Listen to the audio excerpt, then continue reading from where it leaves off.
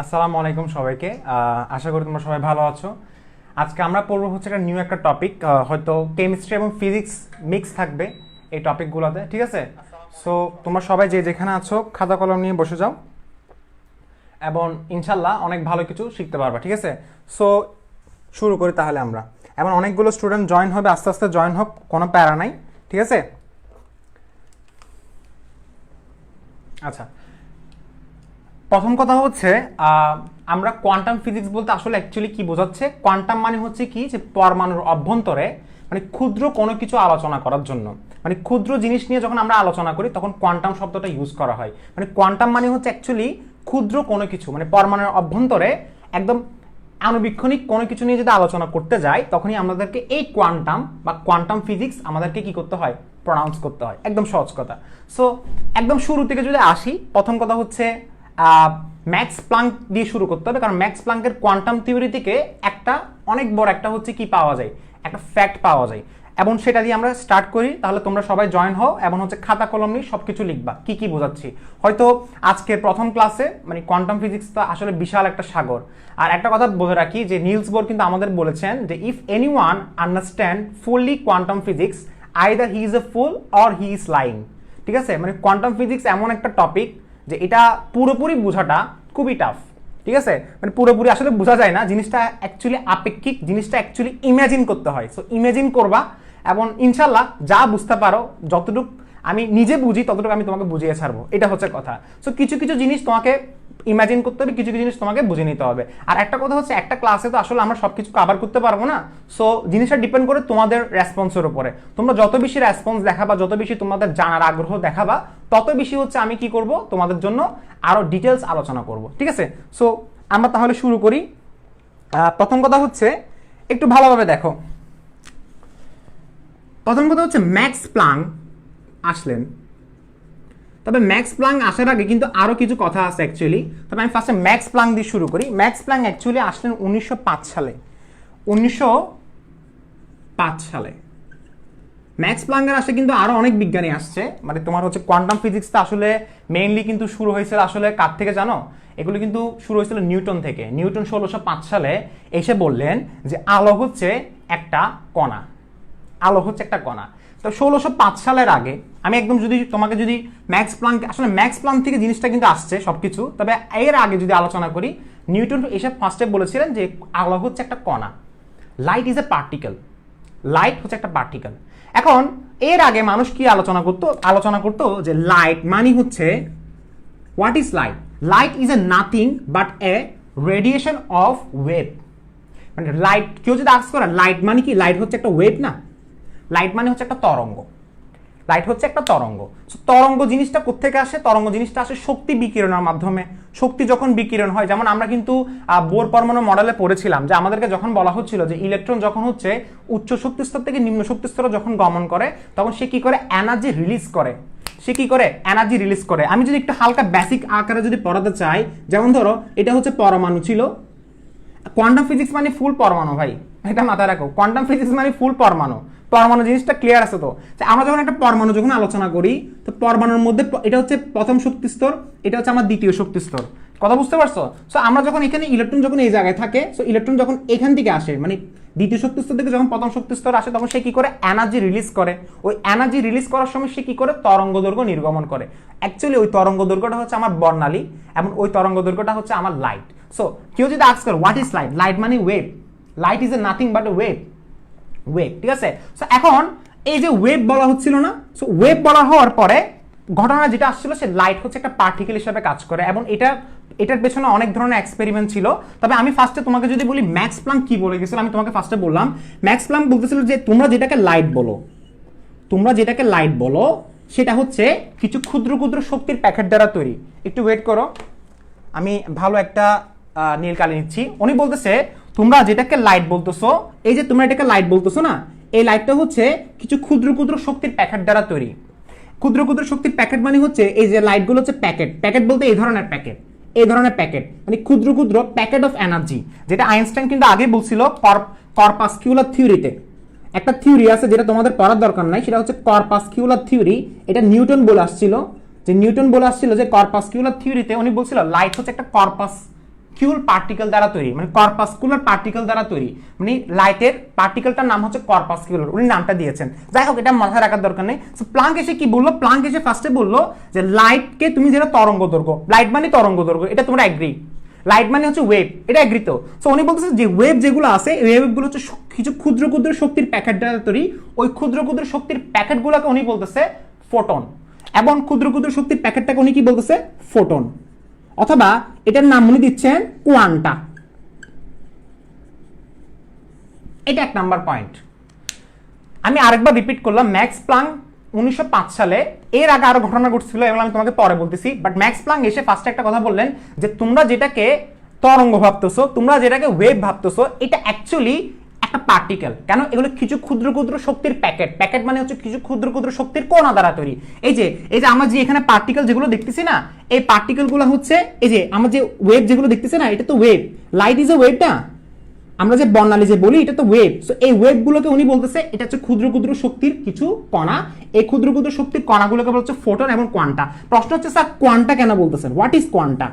Quanta কি? Quanta হচ্ছে যেটা হচ্ছে ফিক্সড এনার্জি থাকবে। কোয়ান্টা শব্দের অর্থ হচ্ছে যেটা পরিমাণ থাকবে ফিক্সড, যেটা পরিমাণ কি থাকবে, ফিক্সড থাকবে। অর্থাৎ কোন একটা পার্টিকেলে, মানে একটা কণাতে যদি হচ্ছে ফিক্সড অ্যামাউন্ট অফ এনার্জি থাকে, ওই ফিক্সড অ্যামাউন্ট অফ এনার্জি বিশিষ্ট ওই কণাকে বলা হচ্ছে কোয়ান্টা। কোয়ান্টা মানে হচ্ছে ফিক্সড থাকবে, সবকিছু কি থাকবে, নির্দিষ্ট থাকবে। সো এই যে কোয়ান্টা যেটা বলা হচ্ছে সেটা কে বললো, সেটা বললো ম্যাক্স প্লাঙ্ক। এখন ম্যাক্স প্লাঙ্ক এখান থেকে আরেকটা কথা বললো, কথাটা কি বললো, যে উনি বললো যে এই যে তোমার এখানে তরঙ্গ দৈর্ঘ্য যেগুলো নির্গমন হচ্ছে না, এই তরঙ্গ দৈর্ঘ্য এগুলোকে বলা হচ্ছে ক্ষুদ্র ক্ষুদ্র শক্তির প্যাকেট, এবং এই যে এগুলো একটা একটাকে বলা হচ্ছে ফোটন। এটা একটা ফোটন, এটা একটা ফোটন, এটা একটা ফোটন, এটা একটা ফোটন, এবং এই ফোটনগুলো হচ্ছে একটা পার্টিকেল, মানে আলো হচ্ছে একটা ক্ষুদ্র ক্ষুদ্র কণা দ্বারা তৈরি, এটা উনি বোঝাচ্ছে। এখন তুমি বলতে পারো স্যার এটা এক্সপেরিমেন্ট করতে গেলে, এগুলো এক্সপেরিমেন্ট অনেক আছে, ফটো ইলেকট্রিক এফেক্ট আছে, তারপর হচ্ছে তোমার পলিমারাইজেশন আছে, এরপর হচ্ছে তোমার হচ্ছে ইনফ্রাকশন আছে, মানে অনেকগুলো আসলে বিজ্ঞানী, কিন্তু এটা জার্মার এক্সপেরিমেন্ট করছে, আরো অনেকগুলো বিজ্ঞানী করছে। আমি হালকা হালকা তোমাকে পয়েন্টে বলবো, বাট আমি তোমাকে চাচ্ছি আগে ফার্স্ট একটু ডিটেলস না বলিয়ে একটু সামারাইজ করে দিই জিনিসটা কি। সো এখন যেহেতু ক্ষুদ্র ক্ষুদ্র শক্তির প্যাকেট বলা হচ্ছে, তো এটা বলা হচ্ছে কি যে আলো ইজ এ পার্টিকেল। আমার কথা বিলিভ করো, আমি তোমাকে পরে দিয়ে সেটা বোঝাচ্ছি যে পার্টিকেল কিভাবে হলো, বাট আমার কথা বিলিভ করো, light is a particle. So এখান থেকে একটা কথা আসলো কি হচ্ছে কি, যে লাইট এর মধ্যে দুইটা নেচার কাজ করে। কয়টা নেচার কাজ করে? দুইটা নেচার কাজ করে। একটা হচ্ছে কি পার্টিকেল, যেটা হচ্ছে পরে দিয়ে প্রমাণিত হলো যে লাইট হচ্ছে একটা পার্টিকেল, এবং লাইট হচ্ছে একটা ওয়েভ। প্রশ্ন হচ্ছে স্যার ওয়েভ মানে কি? ওয়েভ মানে হচ্ছে তরঙ্গ। তরঙ্গ কিন্তু আগে থেকে সেটা আমরা জানতাম যে লাইট হচ্ছে একটা তরঙ্গ, আলো হচ্ছে একটা তরঙ্গ, পরবর্তীতে সেটা প্রমাণ হলো আলো হচ্ছে একটা পার্টিকেল। আচ্ছা, মেইন রিজনটা কি? মেইন রিজনটা হচ্ছে কোয়ান্টামের থিওরিটা কি ছিল? কোয়ান্টামের থিওরি বলতেছো যে এই যে শক্তির, এই যে নির্গত যেগুলো তরঙ্গ দৈর্ঘ্য, সেগুলো হচ্ছে কিছু ক্ষুদ্র ক্ষুদ্র শক্তির প্যাকেট দ্বারা তৈরি, ওগুলোকে বলা হচ্ছে আমার কি, পার্টিকেল। এখন এখান থেকে উনি আরো অনেক কিছু বের করছে। আচ্ছা ইন্টারেস্টিং, আমি তোমাকে বলি, আস্তে আস্তে অনেক কথা বের হবে। এখান থেকে উনি একটা কথা বললো যে এই যে যেগুলো পার্টিকেল যেগুলো বের হচ্ছে, এই যে ফোটন যেগুলো বের হচ্ছে, ফোটন মানে হচ্ছে কণা, ফোটন মানে হচ্ছে কণা। তো এই ফোটনের হচ্ছে কিছু নির্দিষ্ট এনার্জি থাকে, এবং এই ফোটনের এনার্জি ডিপেন্ড করে আমার কম্পাঙ্কের উপরে, ডিপেন্ড করে কম্পাঙ্কের উপরে। এবং কম্পাঙ্কটা কোথেকে আসে? তরঙ্গ দৈর্ঘ্য থেকে আসে, কারণ আমরা জানি V equals to F lambda, ছোটবেলা থেকে পড়ে আসছি। সো জিনিসটা কি, এফ মানে হচ্ছে কম্পাঙ্ক, এফ মানে হচ্ছে কম্পাঙ্ক। সো এফ কম্পাঙ্ক জিনিসটা যত বেশি হবে তত বেশি আমার এনার্জি বাড়বে। অর্থাৎ তরঙ্গ দৈর্ঘ্যের মধ্যে যত বেশি, মানে একটা যে রেডিয়েশন যখন বের হয় সেখানের মধ্যে ফ্রিকোয়েন্সি কাউন্ট করতে হয়, যত বেশি তুমি ফ্রিকোয়েন্সি পাবা তত বেশি তোমার ফোটনের এনার্জি বাড়বে। সো আমি বলতে পারি ই ইকুয়াল টু এইচ এফ, এটা কিন্তু এখান থেকে আসছে, ইকুয়াল টু এইচ এফ সমান আমি কি লিখতে পারি, equal to H C by lambda, H C by lambda. এই equal to H C by lambda থেকে হচ্ছে আমরা ফোটনের এনার্জিটা বের করতে পারবো, ফোটনের এনার্জিটা বের করতে পারবো। এখানে এইচ এর মান হচ্ছে আমার প্লাঙ্কের ধ্রুবক, যেটা হচ্ছে 6.626 into 10 to the power -34, C হচ্ছে আমার আলোর বেগ, এবং ল্যামডা হচ্ছে আমার তরঙ্গ দৈর্ঘ্য। এটা দিয়ে হচ্ছে আমি অনেক কিছু সূত্র বের করতে পারবো। আর একটা তরঙ্গ দৈর্ঘ্যের হচ্ছে তোমার কি সূত্রে 3টা ক্যারেক্টার থাকে, বি থাকে, এফ থাকে, ল্যামডা থাকে, এগুলো আমরা সবাই পড়ে আসছি। কথা বুঝতে পারছো? আচ্ছা, এখন আস্তে আস্তে একটু পয়েন্টে যাচ্ছি। এখন আমি ফার্স্টে দেখি আজকে 461 জনই হয়েছে না, এখানে কোনো ধরনের কথাবার্তা বলবো না। আর দেখো এটা কথা গেল না। আচ্ছা, এরপর আসলো হচ্ছে কে, এরপর আসলো ডি ব্রগলি। ফার্স্টে সামারাইজ করতেছি, কথা শোনো। এরপর আসলো কে, ডি ব্রগলি। তো ডি ব্রগলি এসে কি করলো, এখানের মধ্যে একটা জিনিস ক্লিয়ার হলো কি যে লাইট হচ্ছে দুইটা জিনিস হিসেবে কাজ করে, একটা হচ্ছে ওয়েভ, একটা হচ্ছে পার্টিকেল। এরপর আসলে হচ্ছে ডি ব্রগলি। আচ্ছা, ডি ব্রগলি এসে কি করলেন? ডি ব্রগলি এসে একটা কাজ করলেন, সেটা হচ্ছে কি, আচ্ছা ফার্স্ট আমি সামারাইজ করতেছি, এরপর আমি তোমাকে প্রত্যেকটা জিনিস এক্সপ্লেন করব। আচ্ছা, ডি ব্রগলি এসে কি করলেন? ডি ব্রগলি এসে একটা কথা বললেন যে all moving particle has a dual nature. উনি একটা কথা বললেন যে অল মুভিং পার্টিকেল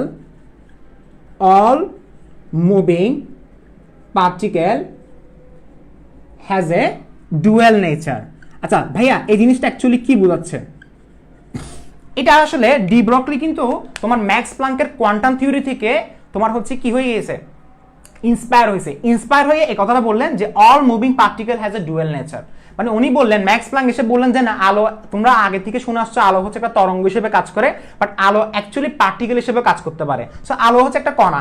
এখন এরপরে তিনি বললেন অল মুভিং পার্টিকেল, মানে আমি, তুমি, তোমার, উনি, আমার, উনি, ঠিক আছে, সবাই হচ্ছে কি একটা ডুয়েল নেচার থাকে, মানে আমাদের সবার হচ্ছে দ্বৈত ধর্ম থাকে। দ্বৈত ধর্ম বলতে বোঝাচ্ছে, উনি বোঝাচ্ছে যে প্রত্যেকটা বস্তু বলতে আমি এটা ম্যাটার বোঝাচ্ছি, প্রত্যেকটা ম্যাটারের, আমি কি বললাম, প্রত্যেকটা বস্তুর দুইটা ডুয়েল নেচার কাজ করে। একটা কাজ করে হচ্ছে তোমার পার্টিকেল নেচার, মানে আমরা মানব, আমি তোমাকে বললাম না, আমি, তুমি, তোমার, উনি, আমার, উনি, সবাই হচ্ছে পার্টিকেল। এখন ডি ব্রগলি এসে বললেন যে মানুষ কণা দ্বারা তৈরি, সেটা ঠিক আছে, বাট মানুষ কি ওয়েভ হিসেবে কাজ করতে পারে? মানে মানুষ বলতে আমি, তুমি, ঠিক আছে, বস্তু, গাড়ি, বাড়ি সবকিছু কি ওয়েভ হিসেবে কাজ করতে পারে? সবকিছু কি আমি কি ওয়েভ বলতে পারবো? এটা একটা কনসার্ন ছিল, এই জিনিসটা একটা কনসার্ন ছিল যে আসলে কি ওয়েভ বলা যাবে। মানে এখানে ফার্স্টে যখন বলা হচ্ছিল লাইট হচ্ছে একটা পার্টিকেল, লাইট হচ্ছে একটা ওয়েভ, প্রশ্ন হচ্ছে স্যার পার্টিকেলের এক্সপেরিমেন্টে পড়ার নাই। এক্সপেরিমেন্ট পড়াবো ভাই, এক্সপেরিমেন্ট পড়াতে গেলে শুধু একটা এক্সপেরিমেন্টে পুরো ক্লাস যাবে, আমি পড়াতে পারবো, আমি অনেক ডিটেলস পড়াতে পারবো, বাট আগে ফার্স্টে বুঝো কোয়ান্টাম ফিজিক্সের মধ্যে কি কি পড়তে হয়, টপিকগুলো আগে ফার্স্টে দেখো, এরপর আমি তোমাকে পড়াচ্ছি যে আসলে কি পড়তে হবে আমাদেরকে, লেকচার ওয়াইজ পড়াবো। আগে ফার্স্টে সামারাইজ করে দিচ্ছি যে কি পড়তে হবে। তো ডি ব্রগলি এসে কি বলে যে all moving particle has a dual nature, মানে প্রত্যেকটা চলমান কণার মধ্যে একটা ডুয়েল নেচার থাকে। ডুয়েল নেচার মানে হচ্ছে কি, সেটা হচ্ছে তরঙ্গ হিসেবে কাজ করবে এবং সেটা কণা হিসেবে কাজ করবে। এখন প্রশ্ন হচ্ছে যে এখানে প্রত্যেকটা বস্তু বলতে আমি, তুমি, মানুষ কি ওয়েভ হিসেবে কাজ করতে পারে? এটা একটা পয়েন্ট। সো এটার জন্য এখন তিনি বললেন যে কি, এটা দিয়ে তিনি কথা একটা বলে দিলেন যে হ্যাঁ, উনি ফার্স্টে এটা দিয়ে বলে দিলেন যে হ্যাঁ ওয়েভ হিসেবে কাজ করতে পারে। সো এখন নানা মানুষ, বিজ্ঞানী এসে বিভিন্ন ধরনের ওনাকে প্রশ্ন করলো, সো যে আসলে মানুষ কিভাবে ওয়েভ হিসেবে কাজ করতে পারে। সো বিভিন্ন ধরনের এক্সপেরিমেন্ট গেল, বিভিন্ন ধরনের ম্যাথমেটিক্যাল টার্ম গেল যে আসলে কি ওয়েভ হিসেবে কাজ করতে পারে। সো এটার জন্য আমি তোমাকে ছোট্ট একটা এক্সাম্পল দিচ্ছি যে ওয়েভ হিসেবে কিভাবে কাজ করতে পারে। এবং লাস্টে দিয়ে ডি ব্রগলি আসলে কি বলতেছে দেখো, এক্সপেরিমেন্টটা দেখো। প্রথম কথা হচ্ছে আমি তোমাকে একটা এক্সাম্পল দিচ্ছি, এক্সাম্পলটা হচ্ছে যেমন ধরো এটা হচ্ছে আমার গরু, মোটা একটা মানুষ, এটা গরু। সো এর হচ্ছে হাত পা আছে, সে অনেক মোটা, কথা বুঝতে পারছো, সে অনেক মোটা। এখন এর ভর হচ্ছে আমি বললাম 100 কেজি। ভালোভাবে শুনো, মানে ডি ব্রগলিকে বাস মারছে এখন মানুষ, তখনকার মানুষ আর কি। ডি ব্রগলি হচ্ছে নীল বোর্ডের স্টুডেন্ট ছিল, নীল বোর্ড নিয়ে আমি কথা বলবো, আমি সবাইকে নিয়ে কথা বলবো, তোমরা মজা পাবা আরেকটু পরে, এখন মজা পাবা না, ঠিক আছে? দেখো ইন্ট্রোডাকশনটা ভালোভাবে দেখো। আমি বললাম এটা গরুর ভর হচ্ছে 100 কেজি, এবং এই যে গরুর ভর 100 কেজি এবং সে অনেক মোটা, এবং তার ব্যাগ আমি বললাম 20 মিটার পার সেকেন্ড, অথবা আমি তোমাকে বললাম যে ভাইয়া 10 মিটার পার সেকেন্ড, যেহেতু বেশি মোটা সে দৌড়াতে পারবে না, 10 মিটার পার সেকেন্ড, মনে আছে? আচ্ছা, এখন ডি ব্রগলি এখান থেকে একটা সূত্র আগে থেকে সে বের করে ফেলছে, মানে সে যখন বললো যে all moving particle has a dual nature, এই কথাটা বলার পর তুমি এটা লিখিও না, আগে আমার কথা শোনো, মেইন টপিক কিন্তু আজকে পড়াচ্ছি না, আজকে জাস্ট আমি গুছিয়ে দিচ্ছি। দেখো এখানে বললো না all moving particle has a dual nature, so উনি ওখান থেকে একটা সূত্র বের করছে ওই কথাটা দিয়ে। উনি বললে যে ইলেকট্রন যেহেতু একটা পার্টিকেল, ইলেকট্রন ফার্স্টে কি ছিল আমাকে বলো? ইলেকট্রন হচ্ছে একটা পার্টিকেল, এটা আমরা সবাই জানি, ছোটবেলা থেকে পড়ে আসছি না, ইলেকট্রন একটা পার্টিকেল, এবং লাইটের মধ্যে দুইটা জিনিস কাজ করে, একটা হচ্ছে তোমার সেটা হচ্ছে ওয়েভ হিসেবে কাজ করে, আর একটা হচ্ছে পার্টিকেল হিসেবে কাজ করে, এটা আমরা এখন জানলাম, পার্টিকেল কণা। এবং ইলেকট্রন হচ্ছে একটা পার্টিকেল, এবং এই ইলেকট্রনটা কি করে, ইলেকট্রনটা নিউক্লিয়াসকে কেন্দ্র করে তোমার চারিদিকে ঘুরতে থাকে, এটা অ্যাগ্রি সবাই কি অ্যাগ্রি? এটা ইলেকট্রনটা নিউক্লিয়াসকে কেন্দ্র করে চারিদিকে ঘুরতে থাকে। সো ইলেকট্রনের হচ্ছে একটা ব্যাক কাজ করে, যেহেতু তার ডিরেকশন অফ মোশন চেঞ্জ হচ্ছে, তার দিক চেঞ্জ হচ্ছে না, তো তার দিক চেঞ্জ হলে তার একটা ব্যাক থাকে, এবং ইলেকট্রনের একটা ভর থাকে। কেন? কারণ ইলেকট্রন পার্টিকেল মানে কোনা তো ভর থাকবে, সো ভর থাকলে সেটা এম, এবং ইলেকট্রনের ব্যাক থাকে কেন? তার ডিরেকশন অফ মোশন, তার গতির দিক চেঞ্জ হচ্ছে, তাহলে সেটা বি। এতটুকু মাথায় আছে? আচ্ছা, এম বি এটা পাইছি। এবং ইলেকট্রন উনি বলতেছে ইলেকট্রন তরঙ্গ হিসেবে কাজ করতে পারে। কেন কেন উনি কেন বললেন? উনি একটা কথা বললেন যে প্রতিটা চলমান কণা, আমি তুমি সবাই তরঙ্গ। মানে উনি এটা বলছে, উনি এটা বলেন যে তুমি আমি সবাই তরঙ্গ, সেটা বলেন। উনি বলছে প্রতিটা চলমান কণা, যে হাঁটতে পারে, যে দৌড়াতে পারে, যে ঘুরতে পারে, যার ব্যাগ আছে, যার ভেলোসিটি আছে, অথবা যে মুভ করতে পারে, প্রতিটা চলমান কণার তরঙ্গ আছে। উনি এটা বললেন। পরে দিয়ে সেটা এক্সপেরিমেন্ট করছে ডেভিসন এবং জার্মার, আসছে অনেক কিছু কাহিনী হয়েছে এখানে। বাট শুনো, তো উনি বলেন যে এটা আসলে কি তরঙ্গ হিসেবে কাজ করতে পারে। তো উনি বললেন যে ইলেকট্রন, পার্টিকেল এবং ইলেকট্রন তরঙ্গ। তবে তরঙ্গ বলার আগে এটা তো অনেক কাহিনী আছে আসলে। আমি তোমাকে কি যে পরিমাণ আমি শর্টকাট পড়াচ্ছি তুমি বিলিভ করতে পারবে না। তুমি ফার্স্ট আগে দেখো ইলেকট্রন তরঙ্গ কেন বলা হচ্ছে। প্রশ্ন হচ্ছে এটা। দেখো উনি বলতেছে যে লাইট যেহেতু একটা ওয়েভ, লাইট যেহেতু একটা পার্টিকেল, মানে ওয়েভ তো ফার্স্টে বলা ছিল, এবং লাইট হচ্ছে পার্টিকেল, এবং লাইটের মধ্যে একটা কি আছে, ভেলোসিটি আছে। ভেলোসিটি মানে হচ্ছে তার ব্যাগ, ব্যাগটা হচ্ছে কত 3 × 10⁸। এটা আমরা আগে থেকে জানি, লাইটের ব্যাগ কত 3 × 10⁸। এরপরে ইলেকট্রন যেহেতু একটা কণা এবং ইলেকট্রন একটা ব্যাগ আছে না, আমরা পড়ে আসছিলাম না ইলেকট্রনের ব্যাগটা কত। নরমালি ইলেকট্রনের ব্যাগ কাউন্ট হয় 10⁶ দিয়ে, 10⁶ দিয়ে হচ্ছে ইলেকট্রনের ব্যাগ। এবং 10⁶ বলতে আসলে করতে গেছে জানো, ওই যে আমি ওই দিন ইলেকট্রনের ব্যাগটা কাউন্ট করছিলাম না, 2.18 × 10⁶, মনে আছে? ওই দিন এটা আমি কাউন্ট করে দিছিলাম। সো এখানে 10⁶ ধরা হয়। তবে এই 10⁶ আলোর ব্যাগের কাছাকাছি আসছে কিনা দেখো। এটা একটা রিজন, আমি এগুলো সব রিজন বলতেছি না, এটা একটা অন্যতম একটা রিজন। উনি বললে যে একটা কণা, মানে একটা আণুবীক্ষণিক কণা যেটা আলোর বেগের কাছাকাছি, মানে যার ভেলোসিটি হচ্ছে আলোর বেগের কাছাকাছি, তাহলে সেটা আলোই হতে পারে। তার মানে সেটার ক্যারেক্টারটা আলোর ক্যারেক্টারের সাথে মিলে যেতে পারে। তার মানে সেটাকে আমি আলোর মতো চিন্তা করতে পারি। মানে একটা জিনিস চিন্তা করে দেখো, একটা ইলেকট্রন নিউক্লিয়াসের কেন্দ্র করে চারদিকে ঘুরতেছে এবং তার ব্যাগটা হচ্ছে আলোর বেগের কাছাকাছি সমান, সেটা আলোই হতে পারে, সেটা আলোই হতে পারে। কি বললাম? একটা ইলেকট্রন নিউক্লিয়াসকে কেন্দ্র করে চারিদিকে ঘুরতেছে এবং তার ব্যাগটা হচ্ছে আলোর ব্যাগের কাছাকাছি। সো এটা আলো হিসেবে কাজ করতে পারে। যদিও এটা কিন্তু এনাফ রিজন না এটাকে আলো, মানে এটাকে তুমি তরঙ্গ বলার জন্য। তবে মূল পয়েন্টটা এটা বলা যায় যে হচ্ছে কি, যেহেতু ইলেকট্রনের ব্যাগটা আমার আলোর ব্যাগের কাছাকাছি সমান হয়ে যাচ্ছে, সো আমি এই ইলেকট্রনকে আলোর ক্যারেক্টারের মতো চিন্তা করতে পারি। যেহেতু আলোর কাছে দুইটা নেচার আছে, ওয়েভ এবং পার্টিকেল। নেচার বলতে তার প্রকৃতি, মানে তার দ্বৈত ধর্ম হচ্ছে দুই ধরনের, একটা হচ্ছে ওয়েভ হিসেবে কাজ করে, সে পার্টিকেল হিসেবে কাজ করে। ঠিক একইভাবে ইলেকট্রন যেহেতু আগে থেকে সে পার্টিকেল ছিল, তাহলে সে তরঙ্গ হিসেবে কাজ করতে পারে। প্রশ্ন হচ্ছে প্রশ্নবোধক, সে কি তরঙ্গ হিসেবে কাজ করতে পারে? হ্যাঁ, ইলেকট্রন তরঙ্গ হিসেবে কাজ করতে পারে। তবে ইলেকট্রন তরঙ্গ হওয়ার মেইন রিজনটা হচ্ছে তার ভেলোসিটিটা আলোর বেগের কাছাকাছি, তার ভেলোসিটি হচ্ছে আলোর বেগের কাছাকাছি। সো উনি এখান থেকে একটা ফর্মুলা দিছে। এখন কথা হচ্ছে আমরা তো প্রমাণে বিশ্বাসী, প্রমাণে বিশ্বাসী না। আমরা তো এমনি এমনি বললে হবে না স্যার আপনি বলে দিয়ে গেছেন আমরা বিলিভ করবো। ঠিক আছে ভাই, আমিও তো বিলিভ করি নাই, তবে একটু ওয়েট করো। তো উনি কি বললেন, যেহেতু তার একটা ভর আছে, তার একটা ব্যাগ আছে, ব্যাগ বলতে কার বোঝাচ্ছে? ইলেকট্রনের একটা ভর আছে, একটা ব্যাগ আছে, এবং যেহেতু একটা ইলেকট্রন তরঙ্গ হিসেবে কাজ করতে পারে, তরঙ্গ হিসেবে কাজ করতে পারে, সেজন্য তার ল্যামডা আছে। জাস্ট বলছে কাজ করতে পারে, তাহলে তার ল্যামডা আছে। সো আমরা বলতে পারি lambda equals two h/mb, lambda equals two h/mb। এখন এখানের মধ্যে অনেক গুরুত্বপূর্ণ একটা রিলেশন কাজ করে, সেটা হচ্ছে ল্যামডার সাথে ভর, ল্যামডার সাথে ভর। এই যে আমি তোমাকে একটু আগে আমি তোমাকে একটা কথা বলছিলাম না, যেটা হচ্ছে গোলু। এই গোলু হচ্ছে অনেক মোটা। গোলুর ভর কত? গোলুর ভর হচ্ছে 100 কেজি এবং সে দৌড়াতে পারে 1 সেকেন্ডে 10 মিটার। যদি এটা আমি তোমাকে অবাক লাগতে পারে, আচ্ছা 1 সেকেন্ডে তুমি 10 মিটারই ধরো। এখন প্রশ্ন হচ্ছে, এই গোলু বলতেছে আমি ওয়েভ হব, আমি তরঙ্গ হব, আমি কি তরঙ্গ হতে পারবো?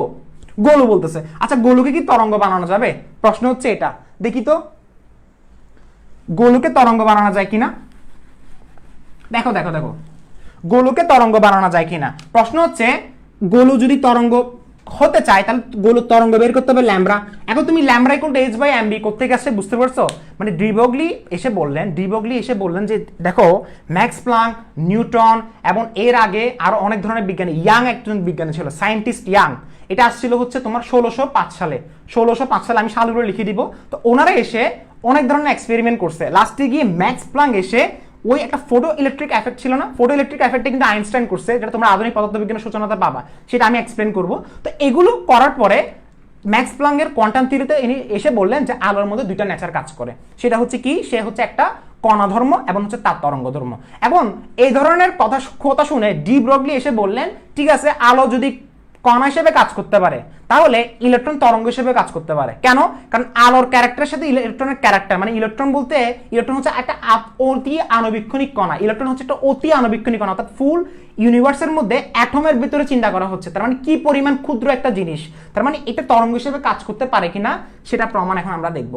এখন দেখো ফার্স্টে গোলুর যদি আমি ল্যামডা যদি বের করতে চাই, তাহলে আমি এখানে ল্যামডাটা কোত্থেকে আসছে, ডি ব্রগলি তরঙ্গ দৈর্ঘ্য। আচ্ছা lambda equals to H by MV কোত্থেকে আসছে, এটা আসছে মূলত ইলেকট্রনকে চিন্তা করে, মানে একটা অতি আণুবীক্ষণিক কণা, কারণ ইলেকট্রন যেহেতু তার ভর আছে, যেহেতু সে পার্টিকেল, তাহলে ভরের জন্য এম, আর যেহেতু তার ব্যাগ আছে তাহলে ভি, আর যেহেতু তার তরঙ্গ দৈর্ঘ্য আছে আমি বলতে পারি lambda equals to H by MV. এখন তুমি একটা জিনিস খেয়াল করে দেখো, এই জায়গায় একটা জিনিস খেয়াল করে দেখো যে ল্যামডা ইকুয়াল টু কত বললাম, H by MV, lambda equals to কত বললাম, এইচ বাই এমবি, কথা বুঝতে পারছো? এখন আমি যদি বলি যে ভাইয়া গোলুর তরঙ্গ বের হচ্ছে কিনা একটু বলেন আমাকে, গোলুর তরঙ্গ বের হচ্ছে কিনা বলেন। সো এইচ এর মানটা কত, 6.626 into 10 to the power -34, 6.626 into 10 to the power -34, এটা হচ্ছে আমার প্লাঙ্কের ধ্রুবক। আচ্ছা প্লাঙ্কের ধ্রুবকটা প্রত্যেক বছরে না হলো 10 বছর পর পর কিন্তু প্লাঙ্কের ধ্রুবক চেঞ্জ হয়, এটা কিন্তু এখনো ডিসকভারিতে আছে, ডিসকভারি মানে এটা এখনো গবেষণা চলতেছে, এটা মানটা কিন্তু চেঞ্জ হয়, মানটা কিন্তু ফিক্স না। এটা কি বললাম, 10 টু দি পাওয়ার -34 মনে থাকবে? আচ্ছা ডিভাইডেড বাই কত হবে, এম, এম এর মানটা কত, 100 কেজি। গোলু তরঙ্গ দৈর্ঘ্য হিসেবে কাজ করতে পারে কিনা সেটা দেখলাম। গোলু বলতেছে আমি ওয়েভ হবো, আমি ওয়েভ হবো, সো তোমাকে ওয়েভ বানানো যাচ্ছে, দেখো ওয়েভ, তাহলে এটা কত 10। এখন এটা 10 টু দি পাওয়ার 3 লেখা যায়, সেম কথা না, 10 টু দি পাওয়ার 3 লিখলাম, তো 10 টু দি পাওয়ার 3 মানে হচ্ছে 1000, সো আমি লিখতে পারলাম 6.626 ইনটু 10 টু দি পাওয়ার কত হবে -37, এটা আসবে মিটারে, এটা আসবে মিটারে। কেন? কারণ সবগুলো অ্যামকেস পদ্ধতি ছিল মিটারে।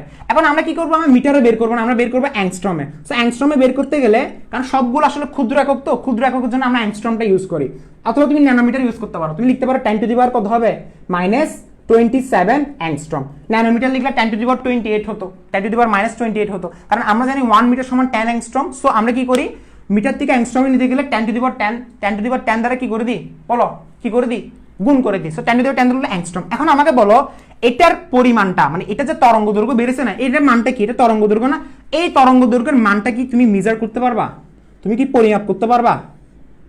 তো মানুষ ডি ব্রগলিকে বলা শুরু করছে, তুমি যে বলতেছো যে তোমার আমি তুমি সবাই হচ্ছে তরঙ্গ। আচ্ছা ঠিক আছে, গোলুকে তো তরঙ্গ হিসেবে তুমি বলতে পারো ভাই গোলুর ভর বেশি ছিল, আচ্ছা গোলুর ভর বেশি ছিল বুঝলাম, তুমি এটাকে 10 করে দাও, 10 কেজি করে দাও, তো 10 কেজি করে দিলে সেটা কি হচ্ছে আমাকে বলো, এই জায়গায় কত হচ্ছে, 10 টু দি পাওয়ার 2 হচ্ছে, তো 10 টু দি পাওয়ার 2 হলে সেটা 1 কমে যাবে, 10 টু দি পাওয়ার -26 হবে, 10 টু দি পাওয়ার মানে এটা হচ্ছে কত হচ্ছে, 10 টু দি পাওয়ার 36 না, 36 থেকে 10 কমে গেলে কত, 26 হবে, তো 26 হচ্ছে, সেমই তো, এটা পরিমাপ করা যাচ্ছে না, কথা বুঝতে পারছো, পরিমাপ করা যাচ্ছে না, মানে তার ভর কেজিতে চলে আসছে, মানে এটা তরঙ্গ দৈর্ঘ্য কখনো পরিমাপ, মানে এটা এতটাই ক্ষুদ্র যে it can not be measured, এটা কখনো পরিমাপ করা যাবে না, it can not be measured.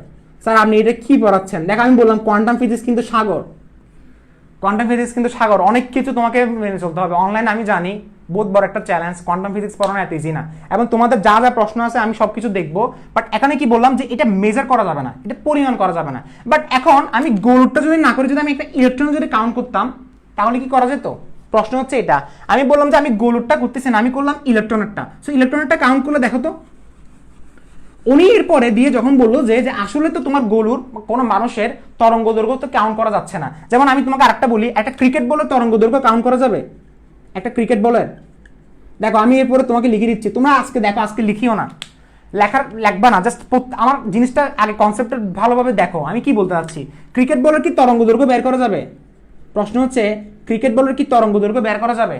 এটা কাকে বলা হচ্ছিল, মানে এটা যখন ডি ব্রগলি এসে বললো না যে প্রত্যেকটা চলমান কণার হচ্ছে কি আছে, তরঙ্গ আছে, ডি ব্রগলি বলে দিয়েছে প্রত্যেকটা চলমান কণা। তো ক্রিকেট বল তো চলতে পারে, ক্রিকেট বল চলতে পারে, মানুষ চলতে পারে, সবাই চলতে পারে, গাড়ি চলতে পারে, তোমার বাড়ি চলতে পারে না, ঠিক আছে, বাট গাড়ি চলতে পারে।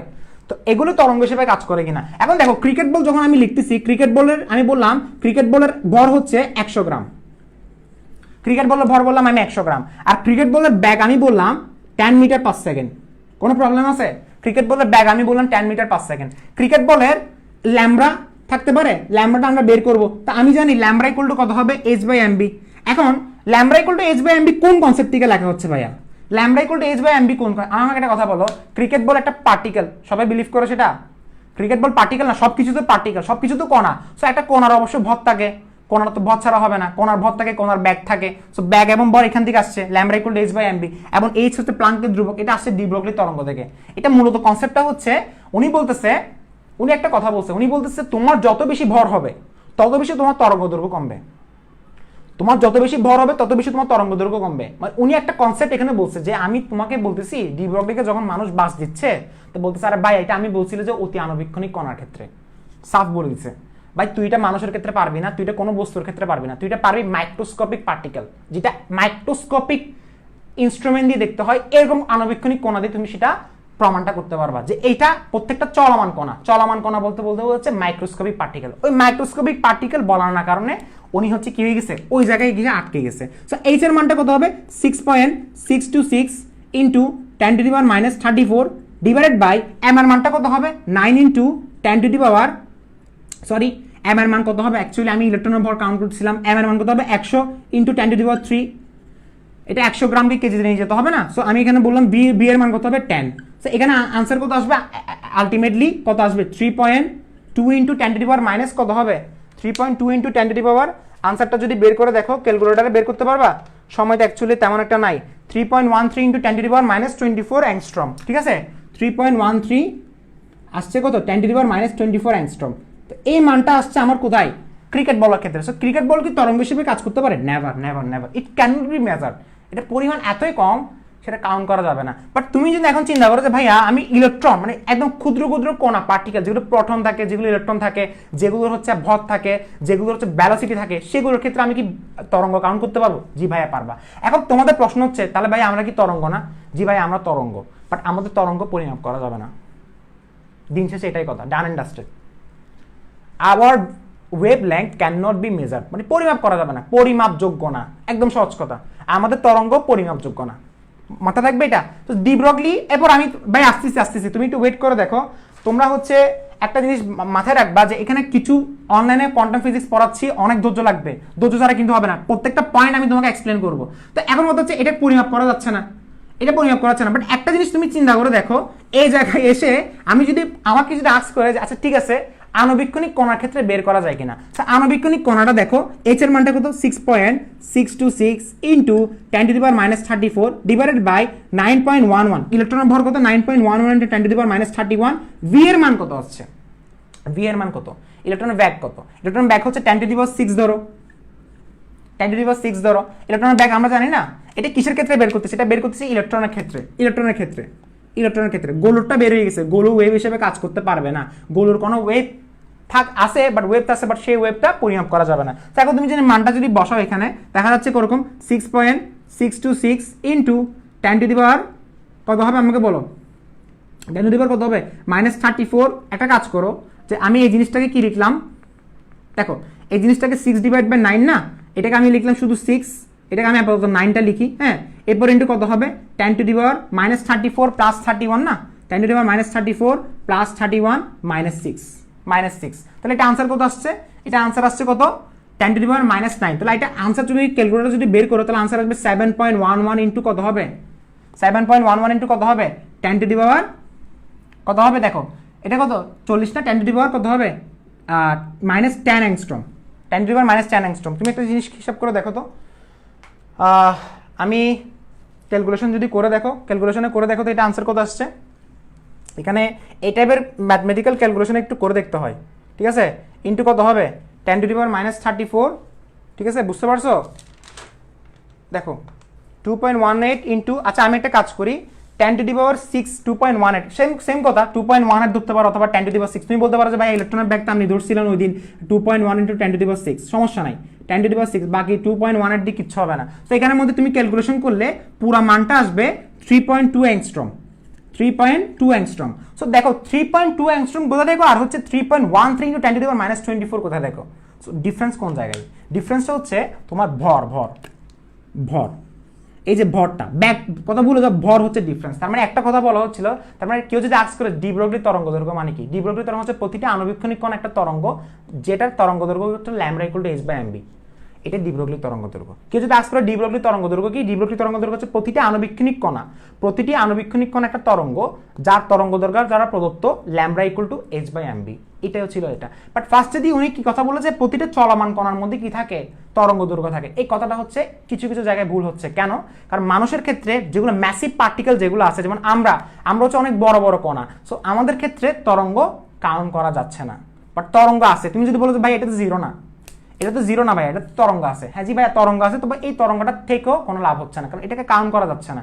সো এখন পর্যন্ত যা বললাম সেটা সামারাইজ করে বলা হচ্ছিল আসলে ডি ব্রগলি বলতে কি বোঝাচ্ছে। ডি ব্রগলি বললো যে ইলেকট্রনের দুটো নেচার কাজ করে, একটা হচ্ছে ডুয়েল নেচার এবং আরেকটা হচ্ছে তরঙ্গ। সরি একটা ডুয়েল নেচারের মধ্যে একটা হচ্ছে তোমার কি পার্টিকেল এবং আরেকটা হচ্ছে কি ওয়েভ। এবং এখান থেকে পুরা কোয়ান্টাম ফিজিক্সের দরজা খুলে গেছে, পুরা কোয়ান্টাম ফিজিক্সের দরজা খুলে গেছে, বুঝতে পারছো? আচ্ছা কারো কোনো ধরনের প্রবলেম আছে নাকি দেখো, আমি একটু দেখি তাহলে।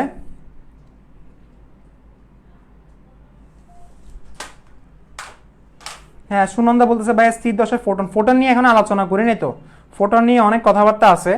দেখো এরপরে দেখো এখানে কি বলো ভাইয়া ইলেকট্রনের ভ্যালোসিটি ধরবো নাকি শুধু 10⁻6 ধরবো?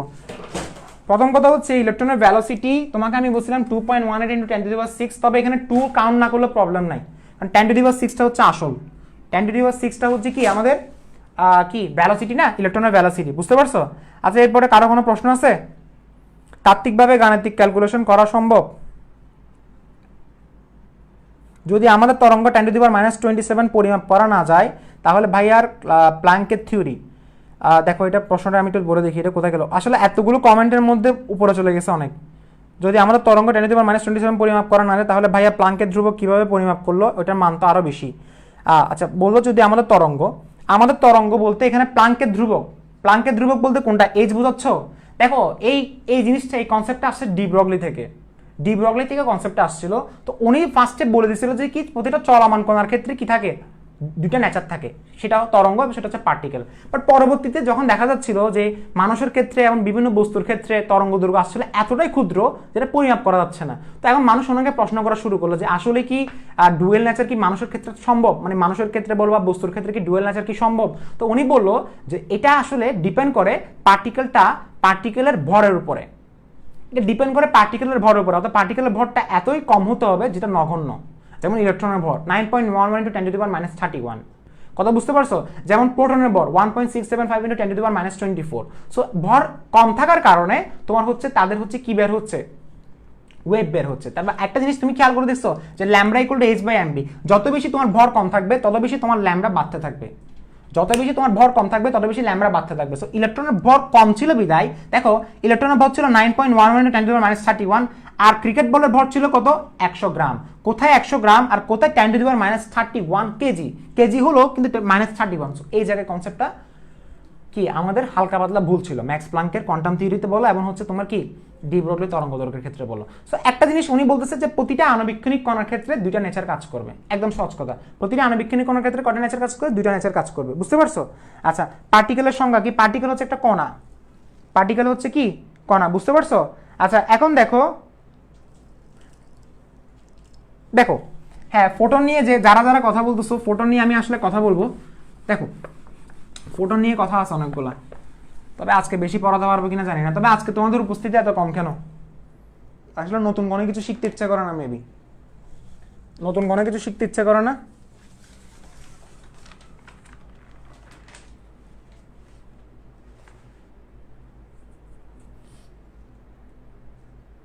ঠিক আছে, তো এখন আমি তোমাকে যে কথাটা বলতে চাচ্ছি যে ডি ব্রগলি কি বলছিল, আমি তো এটা লিখে রাখো, এটা ডি ব্রগলি বলা হচ্ছিল, এটা আসলে ডি ব্রগলি ফার্স্ট একটা সাজেশন দিছিল, সেজন্য এটাকে বলা হয় ডি ব্রগলি হাইপোথেসিস, বাট পরে দিয়ে ওনার স্টুডেন্ট এসে সেটা প্রমাণ করে দিছিল। ঠিক আছে সব পড়াবো একটু ওয়েট করো। ডি ব্রগলি কি বলছিল যে প্রতিটি আণুবীক্ষণিক কণা, একটু লিখো এটা,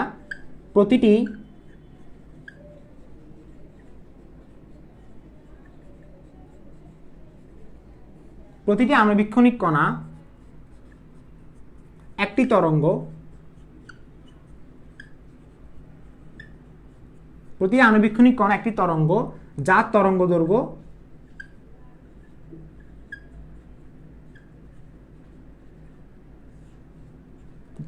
দৈর্ঘ্য হচ্ছে আমার ল্যামডা। এবং ওই কণা যেহেতু একটা পার্টিকেল, মানে কণা যেহেতু একটা পার্টিকেল এবং যেহেতু তার ভর এবং ব্যাগ আছে, তাহলে উনি বলতেছেন ওইটার সংখ্যা অনুসারে আমি বলতেছেন যে ল্যামডা = কি হবে, h/mv হবে।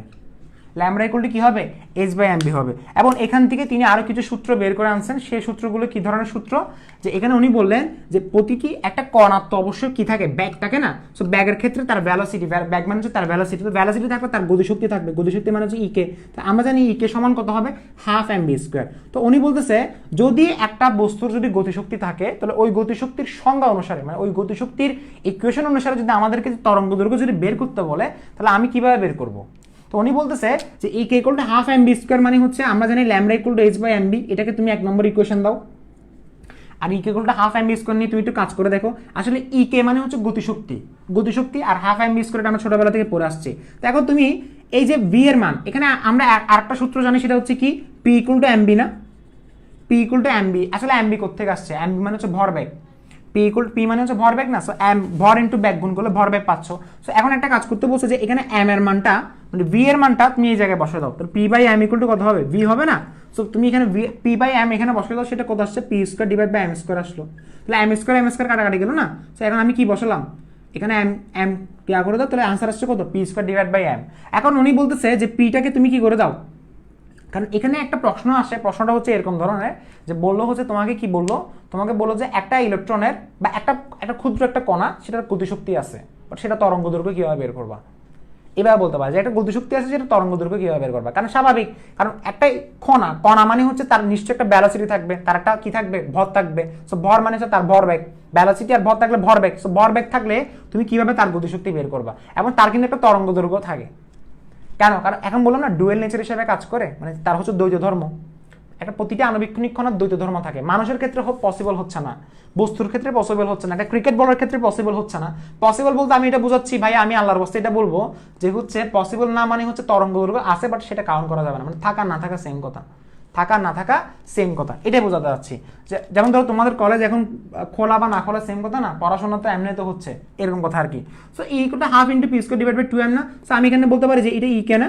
সো ই কে সমান আমি কি বলতে পারি, পি স্কোয়ার বলতে পারি হচ্ছে কি, দেখো 2m, আমি বলতে পারি 2m ই কে। সো আমি এখানে স্কোয়ারটা যদি করে দিই, আমি বলতে পারি P equal two 2m E কে, 2m ই কে। আচ্ছা 2m ই কে এটা বসাইছি না, এখন পি এর মানটা যদি আমি এই জায়গায় বসাই দিই, কোন জায়গায়, সরি এই জায়গায় না, পি এর মানটা যদি আমি এই জায়গায় বসাই দিই, কারণ এম বি মানে কি পি না।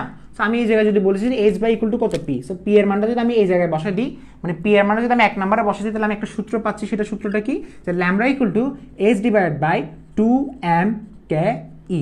2m কি হবে, ই কে হবে, 2m কি হবে, ই কে হবে।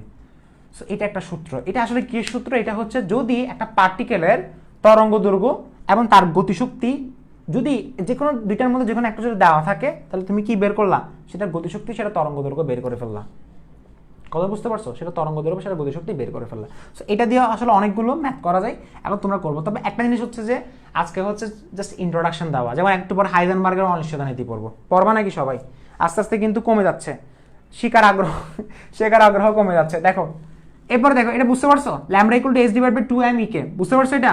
আচ্ছা এখন দেখো এরপর আসি হাইজেনবার্গের অনিশ্চয়তা নীতি। আজকে আমি বেশি পড়াতে পারবো না, অ্যাকচুয়ালি আমার একটা কাজ আছে, কাজ বলতে আমি আসলে সময় নিয়ে পড়াতে যাচ্ছিলাম আজকে, তবে সময় নিয়ে পড়ানোটা খুবই টাফ, স্পেশালি কোয়ান্টাম ফিজিক্স তোমাদেরকে ধরে রাখা, থ্রিল দেওয়া খুবই টাফ। কথা বুঝতে পারছো। তবে দেখো এরপর আসছে হাইজেনবার্গের অনিশ্চয়তা নীতি। হাইজেনবার্গ আসলে কি বলা হচ্ছে, দেখো হাইজেনবার্গ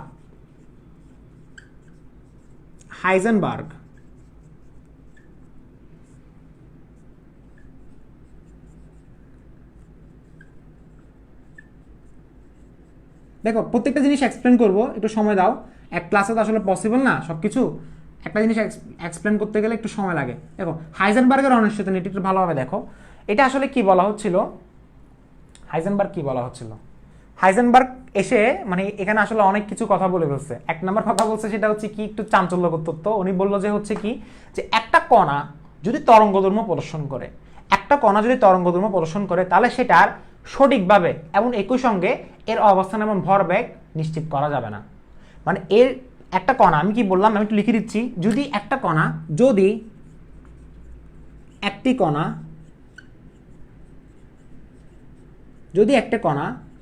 তরঙ্গ ধর্ম, যদি একটা কণা কি বললাম, তরঙ্গ ধর্ম প্রদর্শন করে, যদি একটা কণা তরঙ্গ ধর্ম প্রদর্শন করে, যদি একটা কণা তরঙ্গধর্ম প্রদর্শন করে তাহলে তাহলে সাইমultaneously মানে হচ্ছে একই সঙ্গে, তাহলে একই সঙ্গে এবং সঠিকভাবে, একই সঙ্গে বুঝাচ্ছি, এটা এক্সপ্লেন করব, একই সঙ্গে এবং সঠিকভাবে, একই সঙ্গে এবং সঠিকভাবে এর অবস্থান এবং ভরবেগ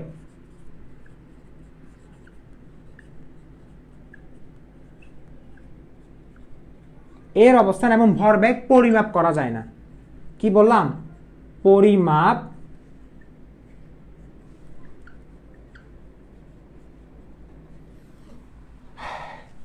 অ্যাকচুয়ালি কথাটার অর্থ কি?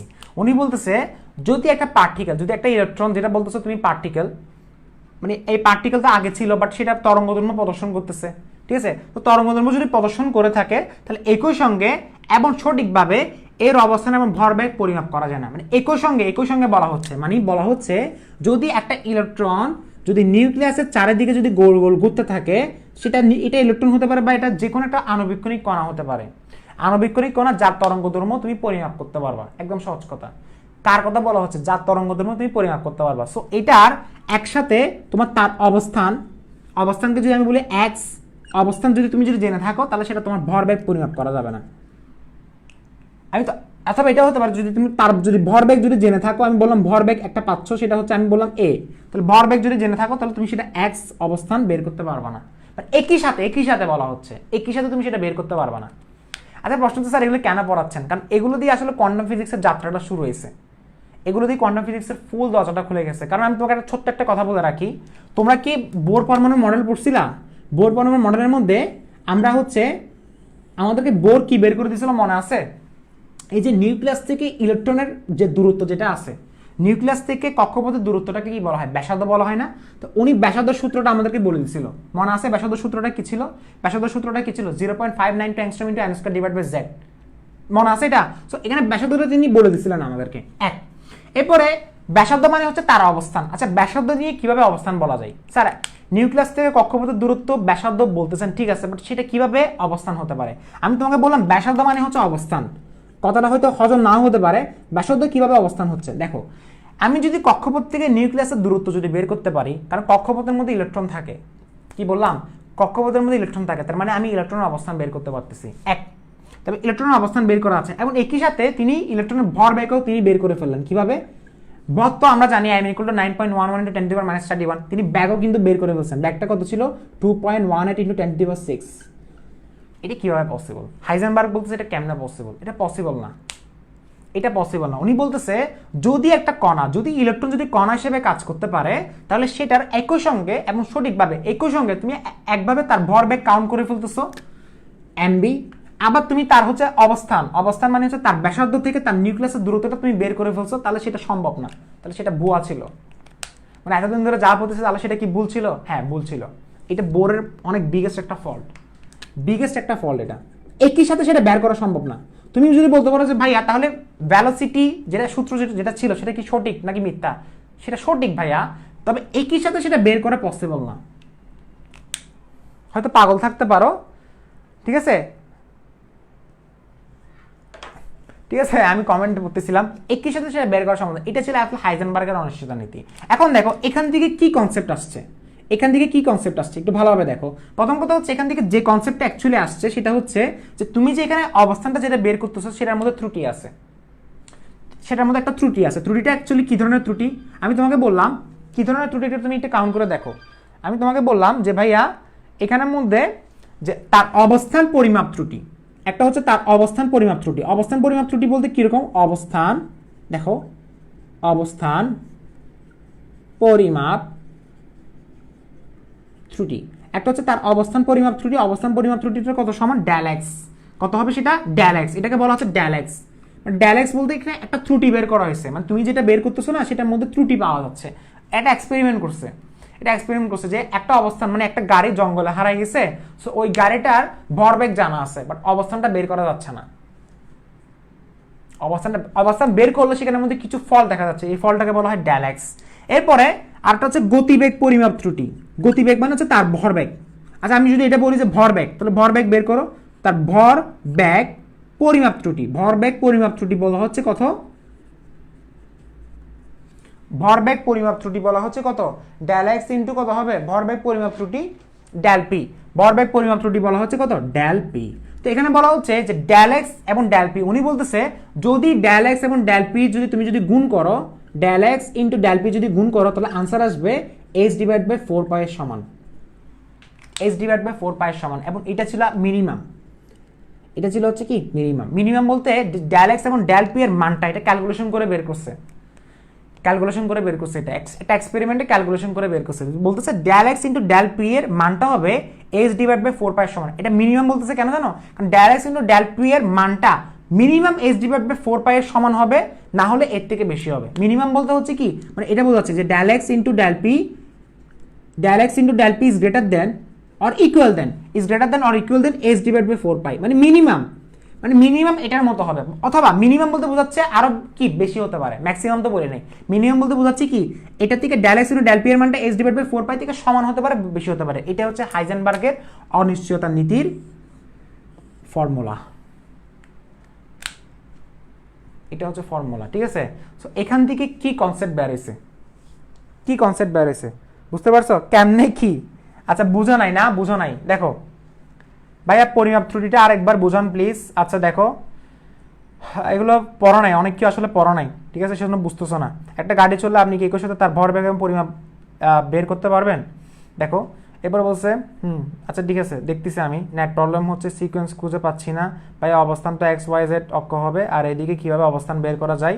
সবার কমেন্ট পড়তেছি।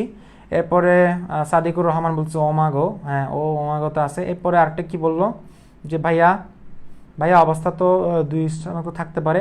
এরপর হচ্ছে স্যার এখানে কণা বলতে সবসময় আণুবীক্ষণিক কণা বোঝাচ্ছে না? হ্যাঁ আণুবীক্ষণিক কণা, এটা বলছে এটা একটা পরিমাপ। সবার কমেন্ট পড়তেছি। দেখো এরপরে কি বললো, অর্ধেক তো ক্লাস শেষ। আচ্ছা সে মাত্র আসলো। একজনে বললো আই এম লেট। এরপরে কারো কোনো প্রশ্নটা দেখলাম ভাই আজ আর পড়তে পারবো না, আপনারটা শেষ হলে শেষ। কি বললো? আচ্ছা জ্বর হয়েছে, সেটা জানি না। আজকে ফার্স্ট ক্লাস ভাই, আজকে বেসিকগুলো দিচ্ছে। ওকে, এরপরে উপরে তেমন একটা প্রশ্ন নেই ভাই, আপনার অনেক ধৈর্য, জীবন উন্নতি হবে নিশ্চিত। আচ্ছা এটা বলতেছে lambda equals H by MV কীভাবে হলো? আচ্ছা এরপরে thanks a lot dear friend. এরপরে এখানে বললো ভাইয়া আজ আর পড়তে পারবো না, আপনারটা শেষ হলে। জ্বর এসে গেছে, আপনারটা শেষ করার জন্য বসে আছি। আচ্ছা জ্বর থাকলে ভাইয়া তুমি ক্লাস চলে যাবে। কোয়ান্টাম ফিজিক্সের আধুনিক পদার্থবিজ্ঞান অচল, তাই ঠিক আছে। এরপরে কি বলো ভাই, অল কোয়ান্টাম ফিজিক্স কি পাবলিকলি পড়াবেন? মাত্র স্টার্ট করছি ভাই, মাত্র স্টার্ট করছি। দেখো আচ্ছা এরপরে সিকোয়েন্স খুঁজে পাচ্ছি না, ভালো হয়তো টপিকগুলো হেডলাইনে ফার্স্টে লিখে দিন। আমি বললাম সাকিব, মোহাম্মদ সাকিবউদ্দিন একটু ওয়েট করো। জিনিসটা হচ্ছে তোমাদেরকে জাস্ট গুছিয়ে দিচ্ছি, ফার্স্টে ইন্ট্রোডাকশন দেওয়া হচ্ছে, ঠিক আছে? আচ্ছা এরপরে হ্যাঁ মোটামুটি দেখলাম, ঠিক আছে। আচ্ছা এরপরে দেখো ভাইয়া দেখা যাচ্ছে না তো, দেখো আচ্ছা আমি সরে যাচ্ছি। আচ্ছা প্রথম কথা হচ্ছে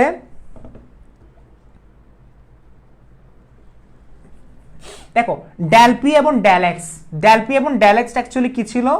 অবস্থান পরিমাপ ত্রুটি হচ্ছে আমার ডেল এক্স এর। আচ্ছা অবস্থান পরিমাপ ত্রুটি জিনিসটা আসলে অ্যাকচুয়ালি কি? জিনিসটা হচ্ছে যে এখানে কিছু ত্রুটি বের হচ্ছে। মানে আমি তোমাকে বললাম না যে তুমি একটা মানুষ চলতেছে, ওই মানুষটার ভরবেগ তোমার জানা আছে, বাট একই সাথে ওই মানুষটার ভরবেগ জানা থাকলে ওইটা অবস্থান তুমি একই সাথে বের করতে পারবে না। মানে একটা মানুষ কন্টিনিউসলি, মানে একটা চলমান কণা চলতেছে, একই সাথে তার ভরবেগ জানা থাকলো, তার ভরবেগ জানা আছে কিন্তু তার অবস্থান একই সাথে। বলা হচ্ছে এখানে একটা কথা বলছে যে একই সঙ্গে সেটা বের করা সম্ভব না। মানে একই সঙ্গে মানে বুঝতেছো, মানে ভরবেগও জানতেছো, আবার একসাথে তুমি তার হচ্ছে কি তার অবস্থান, মানে তার হচ্ছে সুনির্দিষ্ট কোন পজিশন আছে সেটা কি বের করা পসিবল না। আর ডেল এক্স কেন অবস্থান পরিমাপ ত্রুটি হচ্ছে? কারণটা হচ্ছে ওইখানের মধ্যে কিছু ত্রুটি বের হচ্ছে, কিছু ফল বের হচ্ছে, ওই ফলটাকে বলা হচ্ছে ডেল এক্স। মানে হচ্ছে অবস্থান পরিমাপ ত্রুটি, মানে হচ্ছে ওইখানে তুমি যে অবস্থান নির্ণয় করতেছো সেটা কিন্তু একজ্যাক্ট অবস্থান না, মানে সেখানে সবসময় ত্রুটি বের হবে। ত্রুটি বের হবে। আর তুমি যখন অবস্থান বের করে ফেলবা, তখন তুমি যখন ভরবেগ বের করতে যাবে, তোমার সেখানে সবসময় একটা ত্রুটি বের হবে, সেই ত্রুটিকে বলা হচ্ছে ডেল পি। এবং এই দুইটার মান একসাথে যদি গুণ করি, তাহলে এই মানটা আসবে এইচ ডিভাইড বাই 4 পাই এর সমান, অথবা এইচ ডিভাইড বাই 4 পাই থেকে বেশি। কথা বুঝতে পারছো? আশা করি কিছুই বোঝা নাই, ঠিক আছে? আচ্ছা এখন কথা হচ্ছে একটু দেখো,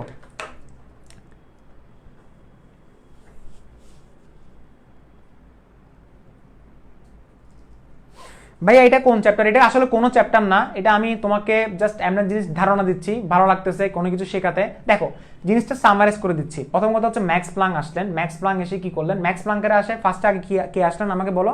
ফার্স্টে আসলেন নিউটন। দেখো আমি জিনিসটা সামারি না, আমি জিনিসটা তোমাকে আরো ডিটেলস পড়াবো, এখন ডিটেলস পড়াবো। আমি বুঝতেছি এখানে অনেক কেউ বুঝতেছো না, কারণ জিনিসটা আসলে সবকিছু যদি ভেঙে ভেঙে না পড়ালে একটু বোঝা টাফ। দেখো ফার্স্ট আমি কি বললাম, দেখো ফার্স্টে আসলেন নিউটন। নিউটন কবে আসলেন? নিউটন আসলেন 1675 সালে। Sir Isaac Newton, sir Isaac Newton, sir Isaac Newton আসলেন 1675 সালে। তিনি এসে কি বললেন? তিনি এসে বললেন লাইট হচ্ছে একটা পার্টিকেল, লাইট হচ্ছে একটা পার্টিকেল, এবং এই পার্টিকেল বলার পিছনে তিনি একটা থিওরি দিয়েছেন, থিওরি হচ্ছে কর্পাসকিউলার থিওরি, কর্পাসকিউলার থিওরি। আচ্ছা এগুলো আমরা কখন কবে পড়বো? আচ্ছা এই টপিকগুলো হচ্ছে ফিজিক্সের চ্যাপ্টার এটার পড়া। কেউ যদি আস্ক করে স্যার এটা পড়তেছেন, এটা আসলে বেসিকটা কোন জায়গায়? বেসিকটা হচ্ছে ফিজিক্সের চ্যাপ্টার আধুনিক পদার্থবিজ্ঞানের সূচনা, এটা এখানে পাবা। তো আমি তোমাকে বললাম স্যার আইজ্যাক নিউটন এসে কি বলেন, লাইট হচ্ছে পার্টিকুলার, এই পার্টিকেল সেটা হচ্ছে কর্পাসকিউলার থিওরিতে তিনি সেটা প্রমাণটা দিয়েছেন। এবং কর্পাসকিউলার থিওরি কেন বলা হচ্ছে? কারণ পার্টিকেলটা নাম দেওয়া হচ্ছে কর্পাসকিউল, কর্পাসকিউল, এটা হচ্ছে ফার্স্টে তিনি এসে বললেন। এরপরে আসলেন কি 1801 সালে। 1801 সালে কি আসলেন? 1801 সালে আসলেন সায়েন্টিস্ট ইয়াং, সায়েন্টিস্ট ইয়াং আসলেন। একটু বোরিং লাগতে পারে, ঠিক আছে। সায়েন্টিস্ট ইয়াং এসে তিনি বললেন যে লাইট হচ্ছে, সায়েন্টিস্ট ইয়াং এসে কি বললেন, লাইট হচ্ছে কি হিসেবে কাজ করতে পারে, লাইট কি হিসেবে কাজ করতে পারে, লাইট হচ্ছে একটা পার্টিকেল হিসেবে কাজ করতে পারে, এবং সেই পার্টিকেলে তিনি প্রমাণটা দিয়েছেন, প্রমাণটা তিনি কিভাবে দিয়েছেন? তিনি দিয়েছেন হচ্ছে ইন্টারফারেন্স, ইন্টারফারেন্স মানে হচ্ছে বিক্ষিপ্ত দিয়ে, এবং হচ্ছে কিছু ডিফ্রাকশন বের করছেন। মানে ডিফ্রাকশন বলতে আমি তোমাকে বোঝাচ্ছি, এগুলো কিন্তু ভাই এক্সপেরিমেন্ট আছে। এখন কথা হচ্ছে আমি আজকে তোমাদেরকে জিজ্ঞেস করবো যে তোমরা কন্টিনিউ করবা কিনা নেক্সট ক্লাসে, মানে আরও তোমাদেরকে আমি জিনিসটা গুছিয়ে দেওয়ার জন্য। কারণ আজকে চাচ্ছিলাম আসলে কারা কারা আসলে বোঝার ধৈর্য আছে। আমি বললাম না এগুলো ধৈর্য লাগবে, এতটা ইজি না। এই তিনটা হচ্ছে এক্সপেরিমেন্ট ছিল।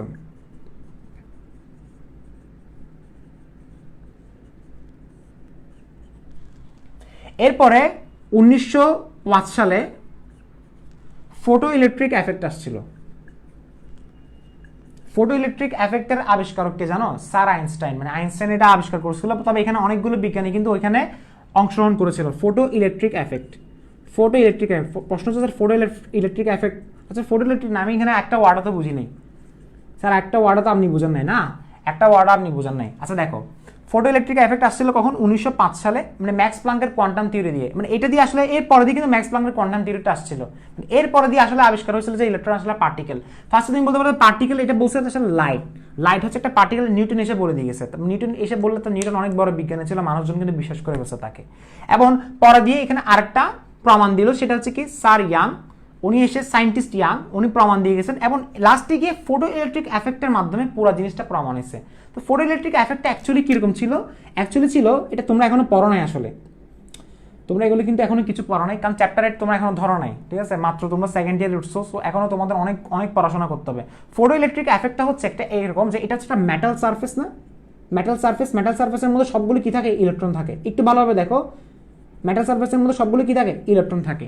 সো উনি বলতেছে যে এই মেটাল সারফেসের মধ্যে কিছু তরঙ্গ দৈর্ঘ্য নিক্ষেপ করা হচ্ছে, কিছু তরঙ্গ দৈর্ঘ্য নিক্ষেপ করা হচ্ছে, এবং ওই তরঙ্গ দৈর্ঘ্যের কম্পাঙ্ক হচ্ছে সবচেয়ে হাইয়েস্ট কম্পাঙ্ক। মানে তরঙ্গ দৈর্ঘ্য বলতে বোঝাচ্ছে কি? রেডিয়েশন, মানে বিকিরণ। তরঙ্গ দৈর্ঘ্য মানে হচ্ছে রেডিয়েশন, বিকিরণ। সো এখানে হাইয়েস্ট কি ধরনের পাওয়া হচ্ছে? হাইয়েস্ট কম্পাঙ্ক মানে হচ্ছে হাইয়েস্ট ফ্রিকোয়েন্সি। সো হাইয়েস্ট ফ্রিকোয়েন্সির কিছু তরঙ্গ দৈর্ঘ্য এখানে নিক্ষেপ করা হচ্ছে, অথবা highest frequency or highest frequency or কি বলতে পারো? লো ওয়েভ লেংথ, লো ওয়েভ। আচ্ছা লো ওয়েভ কেন বলা হচ্ছে? কারণ আমাকে বলো, আমি জানি বি ইকুয়াল টু কত হবে? এফ ল্যামডা না? So V equals to F lambda, কারণ এফ আর ল্যামডা হচ্ছে কি? ব্যস্তানুপাতিক সম্পর্ক না? যত বেশি কম্পাঙ্ক বেশি থাকবে তত বেশি তার ল্যামডা কম থাকবে। অথবা একটা তরঙ্গ দৈর্ঘ্য যেটার ফ্রিকোয়েন্সি কম, অথবা তার তরঙ্গ দৈর্ঘ্য কম, মানে একটা তরঙ্গ, একটা রেডিয়েশন যার ফ্রিকোয়েন্সি সবচেয়ে বেশি অথবা তার তরঙ্গ দৈর্ঘ্য কম, দুইটা কিন্তু সেম কথা, কারণ V equals to F lambda. কথা বুঝতে পারছো? সো এটা হচ্ছে মেটাল সারফেস যেখানে ইলেকট্রন থাকে, এটা ইলেকট্রনকে বলা হয় ফ্রি ইলেকট্রন। আমি কিন্তু অনেক বেসিক দিতে পারবো, কিন্তু কথা হচ্ছে ধৈর্য আছে কিনা পুরোটা শেষ করার। সিকোয়েন্স আজকে মেনটেন ইচ্ছা করে সিকোয়েন্স মেনটেন করি নাই, শুধু শুধু কষ্ট করে তো লাভ নাই, কথা বুঝতে পারছো? শুধু শুধু কষ্ট করে লাভ নাই, ধৈর্য রাখতে হবে আগে। কারণ ইচ্ছা করে সিকোয়েন্স মেনটেন করে নিই, ইচ্ছা করে ডিটেলস পড়াই নেই।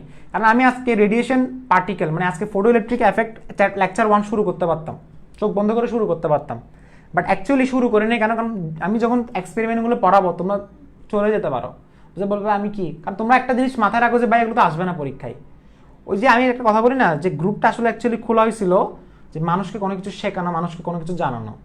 এখানে যে এতগুলো টিচার এসে ক্লাস আমি ওদেরকে আনা হচ্ছে, ওদেরকে আনতেছি কেন? তোমাদের কিছু এই কোয়ারেন্টাইন টাইমে কলেজ খুলে গেলে, কোচিং খুলে গেলে সময় পাবা, আর নতুন কোনো কিছু শেখার সময় পাবা? সময়টা পাবা না। জীবনে এগুলো তোমার শিখো নাই, আই এম শিওর। জীবনে তোমরা এগুলো কোনোদিন হাইজেনবার্গের অনুষ্ঠান তুমি ধরো নাই। ফার্স্ট ইয়ারে পড়ে আসছো, কিভাবে পড়ে আসছো আমি জানি না। তুমি ডি ব্রগলি তরঙ্গ দৈর্ঘ্য কি ছিল সেটা তুমি জানো না। তুমি আজকের ক্লাস পড়ে অন্তত ল্যামডা মানে দিয়ে কি বোঝাচ্ছে তুমি সেটা জানছো, একদম সহজ কথা। মানে কিছু কনসেপ্ট তুমি, আমি বললাম না একটা কনসেপ্ট দিয়ে তুমি তোমাকে আমি খাওয়াই দিতে পারবো না। অনেকে মনে করছে কোয়ান্টাম ফিজিক্স আজকে এক ক্লাসে শেষ করে দিবে ভাইয়া, এটা পসিবল না ভাই, পসিবল না, পসিবল না। Quantum physics is like organic কেমিস্ট্রির মতো একটা কোর্স ধরা যায়, কথা বুঝতে পারছো? এটা শেষ করা ইম্পসিবল। তবে শেষ করা ইম্পসিবল সেটা বলা যাবে, বাট বোঝা যাবে না সেটা বলতে পারবো না। মানে সেটা আমি তোমাকে হয়তো কি গ্যারান্টি দিয়ে বলতে পারি যে তুমি অনেক কনসেপ্ট বুঝতে পারবা, ফুল কনসেপ্ট তোমাকে বোঝার দরকার নাই, বাট কিছু কনসেপ্ট আমাদেরকে মাথায় রাখতে হবে। তো এখানে এটা আসলে কি হচ্ছে, এটা হচ্ছে মেটাল সারফেস। মেটাল সারফেস মানে হচ্ছে এখানে ধাতব পদার্থ। সো এটা ফটো ইলেকট্রিক এফেক্ট মানে কি? ফটো ইলেকট্রিক এফেক্ট মানে হচ্ছে একটা ধাতব পদার্থ, মানে একটা ধাতব কি পৃষ্ঠ, ধাতব পৃষ্ঠের মধ্যে অনেকগুলো ফ্রি ইলেকট্রন থাকে। সো ওইখানের মধ্যে যখন হচ্ছে রেডিয়েশন, এটা হচ্ছে রেডিয়েশন মানে হচ্ছে বিকিরণ, বিকিরণ মানে তরঙ্গ দৈর্ঘ্য। যখন তরঙ্গ দৈর্ঘ্য এখানে যখন ফেলা হয় তখন ওর মধ্যে এই মুক্ত ইলেকট্রনগুলো জাম্প করে, মুক্ত ইলেকট্রনগুলো নির্গমন করে। তো এই মুক্ত ইলেকট্রন নির্গমন করার প্রক্রিয়াকে বলা হচ্ছে আমার ফটো তড়িৎ ক্রিয়া। ফটো তড়িৎ ক্রিয়া। এখন তুমি বলতে পারো যে ভাই এটা দিয়ে আসলে কিভাবে আলো পার্টিকেল সেটা বোঝা যায়। কেন জানা হচ্ছে এই যে এই তরঙ্গ দৈর্ঘ্য যেগুলো হচ্ছে এখানে নিক্ষেপ করতেছে, সেই তরঙ্গ দৈর্ঘ্যগুলা এখানে পার্টিকেল হিসেবে রিলিজ হচ্ছে, সবগুলো এক্সপেরিমেন্ট দিয়ে, সবগুলো এক্সপেরিমেন্ট দিয়ে। জাস্ট আমি এটাও কিন্তু শর্টকাটে পড়াইছি, এক্সপেরিমেন্ট কিন্তু এখনো পড়াই নাই। সবগুলো কিন্তু বের হচ্ছে পার্টিকেল মানে হচ্ছে কি, সবগুলো হচ্ছে কি কণা হিসেবে নির্গমন হচ্ছে। তো এইভাবে কণা নির্গমন করার প্রক্রিয়া মানে ইলেকট্রন এভাবে কণা হিসেবে নির্গমন করার প্রক্রিয়াটা হচ্ছে কি আমার ফটো তড়িৎ ক্রিয়া, ফটো তড়িৎ ক্রিয়া। কথা বুঝতে পারছো? আশা করি কিছুই বুঝতে পারো নাই আজকের ক্লাস, আমার মনে হয় না তুমি কিছুই বুঝতে পারছো। ঠিক আছে, ঠিক আছে। আচ্ছা এখন দেখো,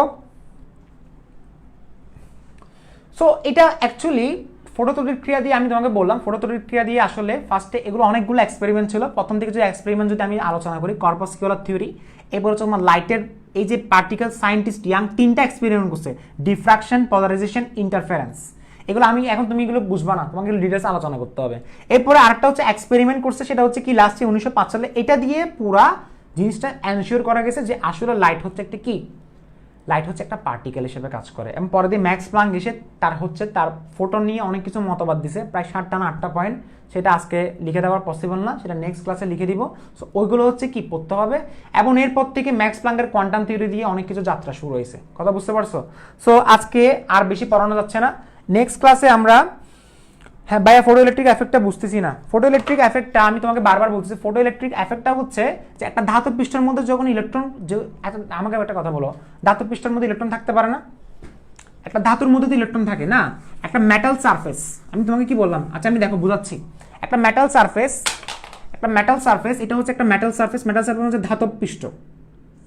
তো ধাতব পৃষ্ঠের মধ্যে ইলেকট্রন থাকে, ধাতু মানে তো ইলেকট্রন থাকবে, এটা এটা এটা সত্য। ধাতুর মধ্যে একটা ধাতব সারফেস, আমি তুমি বললাম ধাতব পৃষ্ঠ, কি বললাম এটা, আমি এটা বললাম ধাতব পৃষ্ঠ। ধাতব পৃষ্ঠ, ধাতব পৃষ্ঠের মধ্যে কি থাকে, ইলেকট্রন থাকে। কি থাকে, ইলেকট্রন থাকে। সো এই ইলেকট্রনগুলো হচ্ছে কিরকম হয় আমাকে বলো, এই ইলেকট্রনগুলো ফ্রি ইলেকট্রন, এগুলো বলা হয় ফ্রি ইলেকট্রন। ফ্রি ইলেকট্রন কেন? কারণ এগুলো জাম্প করতে চায়, এগুলো জাম্প করতে চায়, মানে এগুলো বেরিয়ে যেতে চায়। সো এখানের মধ্যে তুমি যখন তরঙ্গ দৈর্ঘ্য নির্গমন করতেছো, তরঙ্গ দৈর্ঘ্য তুমি যখন নির্গমন করতেছো, তখন এখানে কি হচ্ছে, তরঙ্গ দৈর্ঘ্যের মধ্যে কম্পাঙ্ক হচ্ছে সবচেয়ে বেশি, কম্পাঙ্ক হচ্ছে একদম হাইয়েস্ট, এফ। এফ মানে হচ্ছে আমার ফ্রিকোয়েন্সি, এফ হচ্ছে আমার এখানে হাইয়েস্ট। এটা একটা একটা কথা গেল। অথবা তুমি নিতে পারো তোমার ল্যামডা, ল্যামডাটা হচ্ছে লোয়েস্ট। কারণ এখানে আসলে আমার মেইন জিনিস ইম্পর্টেন্ট হচ্ছে ফ্রিকোয়েন্সি, মানে উচ্চ কম্পাঙ্ক বিশিষ্ট কিছু তরঙ্গ দৈর্ঘ্য যখন হচ্ছে ধাতব পৃষ্ঠের মধ্যে নির্গমন করে, মানে ধাতব পৃষ্ঠের মধ্যে যখন সেটা ফেলানো হয়, তখন সেখানের মধ্যে এই ইলেকট্রনগুলো বাইরের দিকে চলে আসে, কণা হিসেবে সেটা নির্গত হয়, কণা হিসেবে সেটা নির্গত হয়। এবং এই ইলেকট্রনগুলা কণা হিসেবে নির্গমন হওয়ার, এই ইলেকট্রনগুলো আমি তোমাকে যদি বলি, এই যে ইলেকট্রনগুলা ধাতব পৃষ্ঠ থেকে এই ইলেকট্রনগুলা ধাতব পৃষ্ঠ থেকে এই ইলেকট্রনগুলা কণা হিসেবে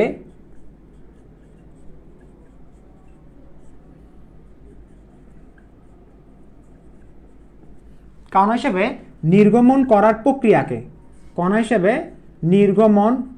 করার প্রক্রিয়াকে বলা হচ্ছে ধাতব পৃষ্ঠ থেকে এই ইলেকট্রনগুলো কণা হিসেবে নির্গমন করার প্রক্রিয়াকে বলা হচ্ছে ফটো তড়িৎ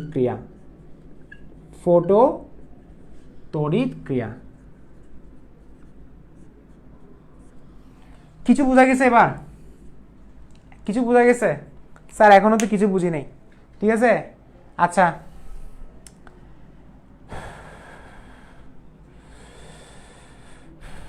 হাইজেনবার্গ ভাই আমি তো বলতেছি তো এগুলো আসলে একটা ক্লাসে কিচ্ছু হবে না। তো আমি তোমাকে বললাম না 5টা ক্লাস লাগবে। প্রথম ক্লাস আমি তোমাকে বলছিলাম না, আসলে আজকের পড়াটা ছিল কি জানো?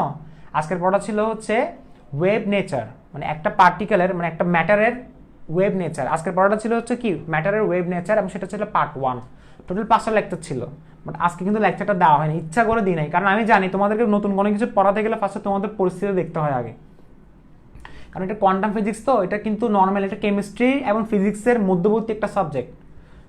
এটা অনেক টিচার দেখবা, অনেক মানুষ দেখবা সাহস করে পড়াতে যায় না, কারণ বললাম না এটা স্টুডেন্টদের মধ্যে ওই জিনিসটা কাজ করে, তারা কঠিন বলে। সো দেখা যাক, তোমরা যদি ভালোভাবে রেসপন্স দেখাও তাহলে আমি পূজার পরে আমি হচ্ছে কি লেকচার 1 থেকে স্টার্ট করব। আমাকে জাস্ট 3টা থেকে 4টা লেকচার দিতে হবে তোমাকে ফুল জিনিসটা বুঝিয়ে দেওয়ার জন্য। কথা বুঝতে পারছো? সো আজকে জিনিসটা অ্যাকচুয়ালি ইন্ট্রোডাকশন ছিল যে তোমাকে আসলে কি পড়তে হবে, আর এটা দিয়ে আমরা কোয়ান্টাম ফিজিক্স ফুল আবিষ্কার হয়েছে এগুলো দিয়ে। মানে কোয়ান্টাম ফিজিক্স বলতে যে ইলেকট্রনের কোয়ান্টাম নাম্বার আছে না, ইলেকট্রনের কোয়ান্টাম নাম্বার পড়ছিলা, এন এল এম এস, এগুলো কোত্থেকে আসছে? এগুলো আসছে ফুল এই বেসিকগুলো থেকে।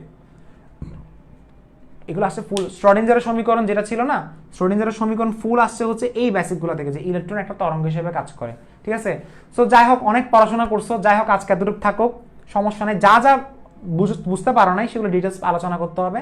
নেক্সট ক্লাস আমি কথা দিচ্ছি আমি তোমাদেরকে পড়িয়ে দিব, টেনশন নেওয়ার কিছু দরকার নেই। এখন আগামী 3টা দিন 23 তারিখ থেকে 26 তারিখ এনজয় করো, সমস্যা নাই। আমাদের কোনো ক্লাস 23 তারিখ থেকে 26 তারিখের মধ্যে হচ্ছে না। আমি নিজেও একটু রিল্যাক্স করি, তোমরা রিল্যাক্স করো। যা এতদিন পর্যন্ত পড়ছি সেগুলো হচ্ছে কপি করে লিখে রাখো, আর যা তোমাদেরকে আমি পড়াচ্ছি সেটা পাবলিকলি বা যেভাবে পড়াচ্ছি সবগুলো আলাদাভাবে নোট করো। ঠিক আছে, আর 23 তারিখ থেকে 26 তারিখ কোনো ক্লাস হবে না। 23 তারিখ থেকে 26 তারিখ কোনো ক্লাস হবে না। সবাইকে দুর্গাপূজার শুভেচ্ছা। ঠিক আছে, সো 26 তারিখের পরে 27 তারিখ থেকে ক্লাস স্টার্ট হবে। আর তোমাদের ম্যাথের টিচার পাওয়া গেছে, হ্যাঁ ম্যাথের টিচার একজন পাওয়া গেছে, উদ্ভাসের নিয়মিত ক্লাস নেয়। ঠিক আছে, আমি তোমাদেরকে সেটা জানিয়ে দিব কবে হচ্ছে ক্লাস হবে। আর আগামী মাস থেকে তোমাদের একাডেমিক এমন অ্যাডমিশন সবকিছু আমি গুছিয়ে আনতেছি। কথা বুঝতে পারছো?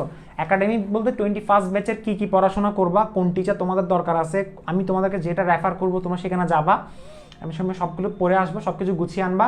আর অ্যাডমিশনের কথা আমি তোমাদেরকে বলে দিব, হ্যাঁ তুমি কার কাছে পড়বা, তুমি এখনো কি তোমার ল্যাকিংস আছে সবকিছু আলোচনা করবো। মোস্ট ইম্পর্টেন্ট কথা হচ্ছে আমরা লাইভ একটা প্রোগ্রাম করব সব টিচারকে নিয়ে, যেখানে ম্যাথ, ফিজিক্স, বায়োলজি, কেমিস্ট্রি, আবার বাংলা ইংলিশ ছাড়া, এই 2টা ছাড়া ম্যাথ, ফিজিক্স, কেমিস্ট্রি, বায়োলজি সব টিচার থাকবে।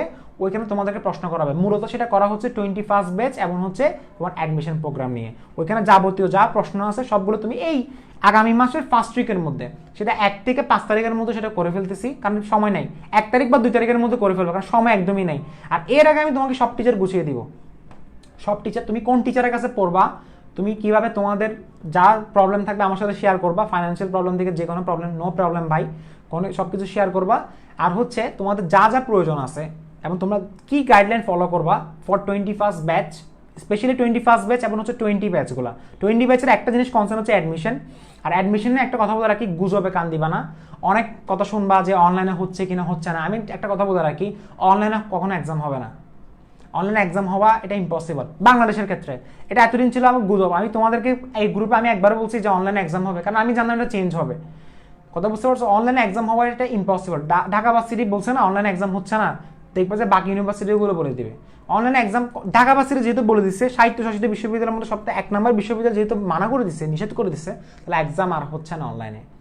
এক্সাম আর হচ্ছে না, এটা ধরে রাখো ভাইয়া, ধরে রাখো। এটা বাংলাদেশে এটা পসিবল না। আরে ভাইয়া নর্মালি যখন আমরা কেন্দ্র থেকে যখন পরীক্ষা দিই ওইখানে জালিয়াতি হয়, আর অনলাইনে জালিয়াতি হবে না, এটা কেমন করে? এটা ইম্পসিবল। সো অনলাইনে এক্সাম হচ্ছে না, এটা ধরে রাখো। আর জানুয়ারির জানুয়ারিতে তোমার এক্সামটা হবে, আমার মনে হয় যে কোনো একটা ব্যবস্থা করবে, হয়তো প্রতিটা জেলায় জেলায় কেন্দ্র বাড়াবে, কিছু একটা করে ওরা এক্সামটা নিয়ে ফেলবে। আই ডোন্ট নো তারা কিভাবে নিবে, তো তারা অফলাইনে এক্সাম নেওয়ার সর্বোচ্চ ট্রাইটা দিবে, এতটুকু শিওর থাকো।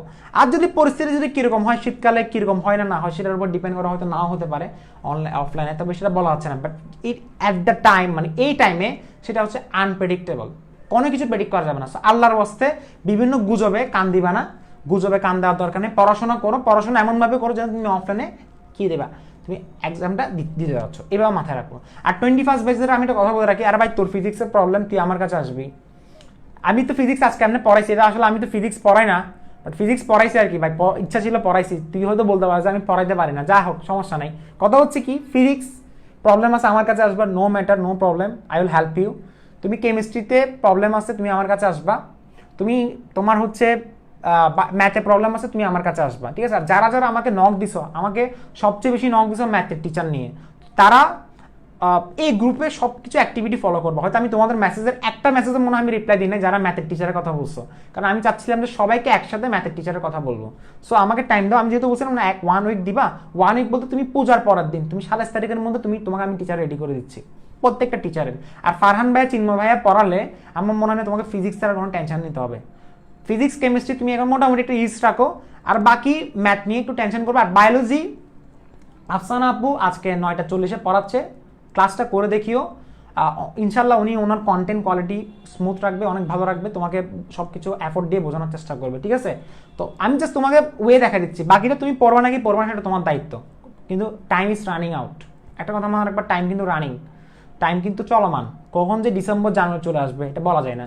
আর তোমাদেরকে আরেকটা গুজব দেওয়া হচ্ছে, তোমাদেরকে নাকি অটোপাস দিবে, এই ধরনের কথা শেয়ার করবে না, মানে কোনো ধরনের পোস্ট এগুলো শেয়ার করবে না, বিভ্রান্তি ছড়াবে না, কোনো ধরনের অটোপাস এগুলো হচ্ছে ফালতু, পিওর ফালতু একটা কথা, ফুল লেম মার্কের একটা কথাবার্তা, এগুলো আল্লাহর বাস্তে করবে না। এগুলো তুমি ছড়ালে তোমার বন্ধু বান্ধবদের মধ্যে একটা, মানে যে পড়াশোনা করতেছে সে কিন্তু পড়াশোনা ছেড়ে দিবে।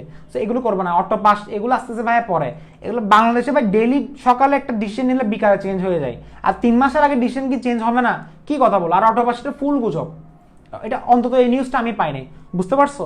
সো টেনশন করবো না, সবকিছু মানে কি গতানুগতিক আমি এটা বলবো না, তবে সবকিছু রুটিন মাফিক চলার চেষ্টা করো। আর একটা কথা বলে রাখি, যে অনলাইনে ক্লাসগুলো করা খুবই tough, as a teacher, as a student, মানে আমি স্টুডেন্ট হিসেবে আমি যখন অনলাইন ক্লাস আমি নিজেও করে দেখি মাঝে মাঝে, খুবই টাফ এটা অনলাইন থেকে ক্লাসগুলো। আর বাফারিংয়ের জগতে খুবই টাফ। আমি তোমাদেরকে স্যালুট জানাচ্ছি, যে তোমরা যারা যারা নোট সাবমিট করে আসছো এতদিন, তোমরা যারা যারা ক্লাসগুলো ঠিকভাবে করে আসছো, আমি এতটুকু বলতে পারি তোমাদের ডেডিকেশন অন্য লেভেলের ছিল। এটার জন্য আমি তোমাদেরকে অনেক ধন্যবাদ। কারণটা হচ্ছে এটা খুবই টাফ, কারণ একবার ক্লাসগুলো দেখে সেগুলোকে আবার নোট ডাউন করা, সেগুলোকে আবার রেকর্ড করে সেগুলোকে আবার দেখা, সো এটা দিন শেষে এটা খুবই টাফ একটা কাজ। হয়তো অনেক ধমক দিই যে ক্লাস ডিলিট করে দিবে, করে দিব, এগুলো কেন করা হচ্ছে যাতে তোমাদের সুবিধার্থে, যাতে তোমার একটু সিরিয়াসনেস থাকে তোমাদের মধ্যে। দিন শেষে এটাই চাচ্ছি যে সিরিয়াসনেস একটু গ্রো করো, কারণ আমি যেহেতু কষ্ট করতেছি, নাহলে আমার কিন্তু, আমি বারবার বলছিলাম না যে আমার দরকার ছিল না যে তোমাদেরকে টিচার এভাবে আনে দেওয়া।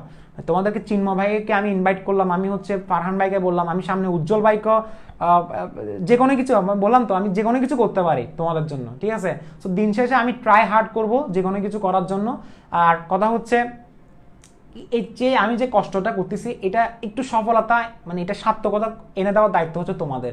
আর একটা কথা কেন করতেছি, কারণ অনলাইনের জগতে তোমার অন্তত তোমার জন্য টাফ হয়ে যাচ্ছে, এটা অন্তত তোমার জন্য টাফ হয়ে যাচ্ছে যে তুমি অনলাইনে বাসায় বসে অনেকগুলো টিচারের ক্লাস করতেছো, মানে ফ্রি ক্লাস করতে করতে তোমার এমন অবস্থা হয়েছে তুমি একটা টিচারের কাছে এখন তুমি ফিক্স না, তুমি একটা টিচারের কাছে কিন্তু তুমি ফিক্স না। তুমি আজকে বায়োলজি একটা টিচারের ক্লাস করছো, আগামীকাল করছো আরেকটা টিচারের, পরশুদিন আগামীকাল আরেকটা টিচারের, এইভাবে করতে করতে তোমার মাস চলে যাচ্ছে, দিন চলে যাচ্ছে, বছর চলে যাচ্ছে, তোমার পরীক্ষা চলে আসছে, তো তোমার কিছুই পড়া হয়নি, তুমি জাস্ট টিচার দেখতেছো এখনো। সো টিচার দেখা বন্ধ করো, যে টিচারের ভালো লাগতেছে ওই টিচারের কাছে অ্যাডমিট হয়ে যাও। আর টিচার যেহেতু পড়াচ্ছে ভালোভাবে, সো এখানে ফলটা কিন্তু তোমারই, তোমার হয়তো কনসেন্ট্রেশন কোনো জায়গায় মিসিং।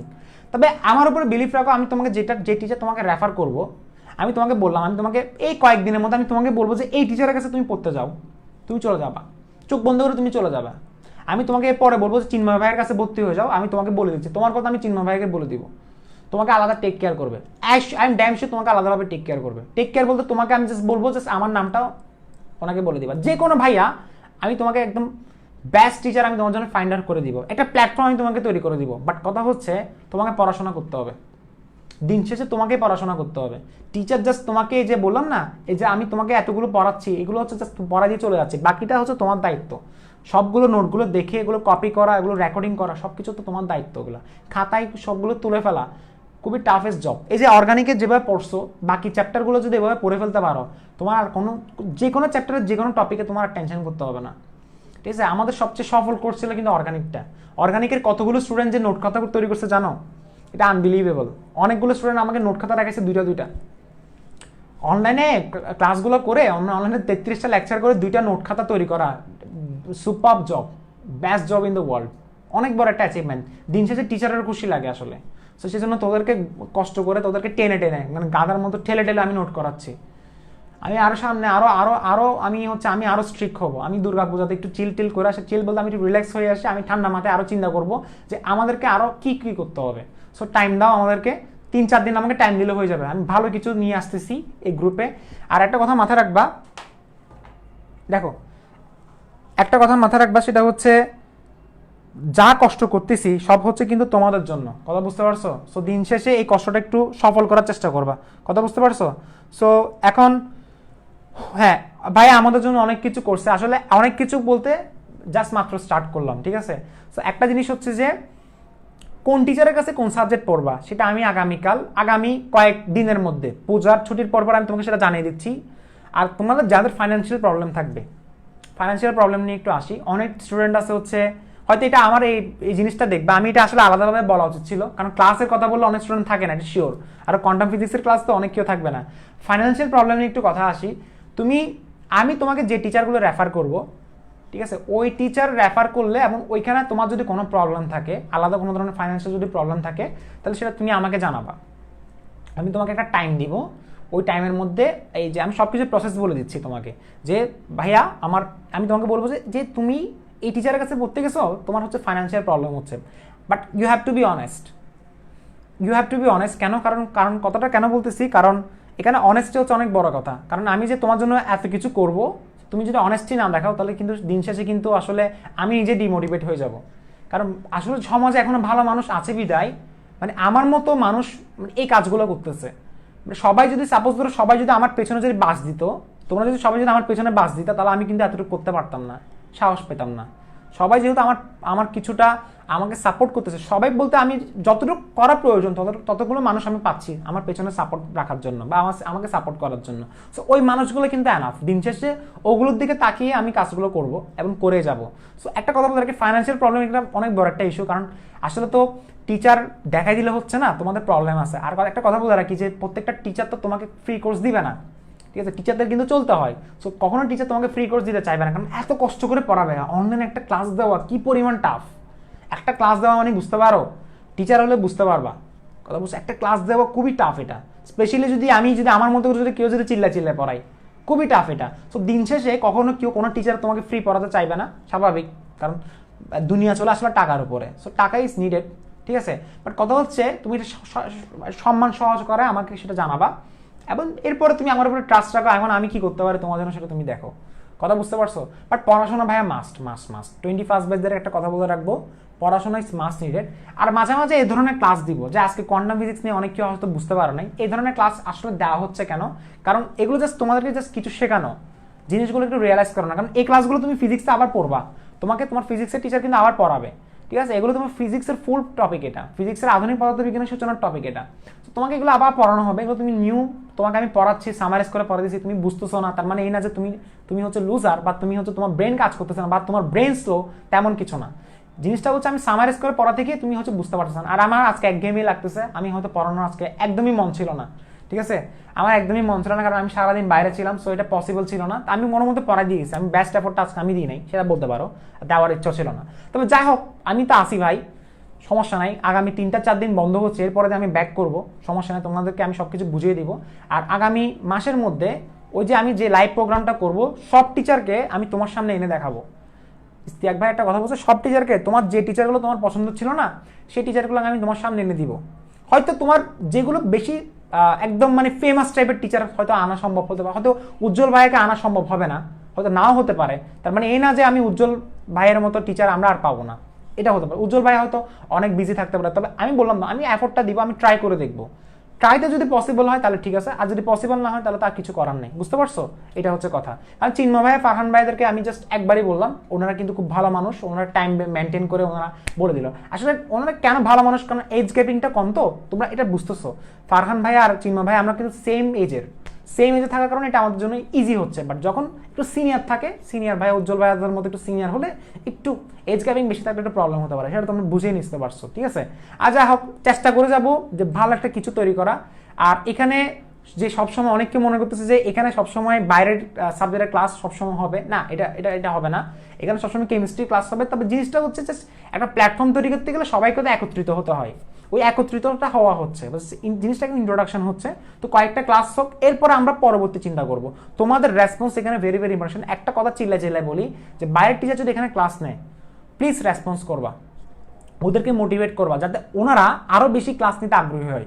তোমাদেরকে যে শিখাবে, এই যেমন আগামীকাল এর পরের দিন তোমার 1 তারিখ চিন্ময় ভাইয়া পড়াবে, একদম ফোর্স নিয়ে আসবা, সবাই ক্লাসগুলো করবা, সবাই রেসপন্স করবা, তাহলে দেখবা যে ভাইয়ারা আরো বেশি উৎসাহিত হবে আরো ভালো ভালো ক্লাস দেওয়ার জন্য, বুঝতে পারছো? সো এটা হচ্ছে কথা। কারো কোনো প্রশ্ন থাকলে বলতে পারো। আমি তাহলে রাখতেছি আজকের মতো, এখানে হচ্ছে কথা শেষ। আর আরেকটা কথা বলে রাখি, সত্যি ভাই আপনার মতো মানুষ খুব কম। হ্যাঁ, আর কোনো প্রশ্ন আছে কিনা বলো। 22 ব্যাচের নিয়ে আমি এখন কথা বলতে যাচ্ছি না, 22 ব্যাচের কথাটা আমি তোমাকে পরে বলবো, ঠিক আছে? আচ্ছা, তাহলে আমি এখন রাখতেছি, তোমরা ভালো থাকবা। আর ইংলিশ নিয়ে, ইংলিশের কিন্তু শাহরিয়ার স্যারও কিন্তু ক্লাস নিতে আগ্রহী। শাহরিয়ার স্যার কিন্তু অনেক ভালো ইংলিশ পড়ায়, তোমরা চাইলে হচ্ছে ওনার কাছে অ্যাডমিট হয়ে যেতে পারো। তবে কয়েকটা ক্লাস উনি এখানে চাইলে, আমি যদি ওনাকে যদি বলি 10-12টা ক্লাস উনি এখানে দিবে, বাট 10-12টা ক্লাসে তোমার কাভার হচ্ছে কিনা, ইংলিশটা ফ্রি ক্লাস দিবে উনি, আমি বললে দিবে, বাট কথা হচ্ছে তুমি ওই ফ্রি ক্লাসের মধ্যে তুমি নিজেকে কাভার করতে পারতেছো কিনা, বাট কথা হচ্ছে আমার কাভার হচ্ছে কিনা, সেটা একটা কথা। আর তুমি যদি কোর্সে যদি অ্যাডমিট হতে চাও, এনরোল হতে চাও, জাস্ট আমাকে বলবা।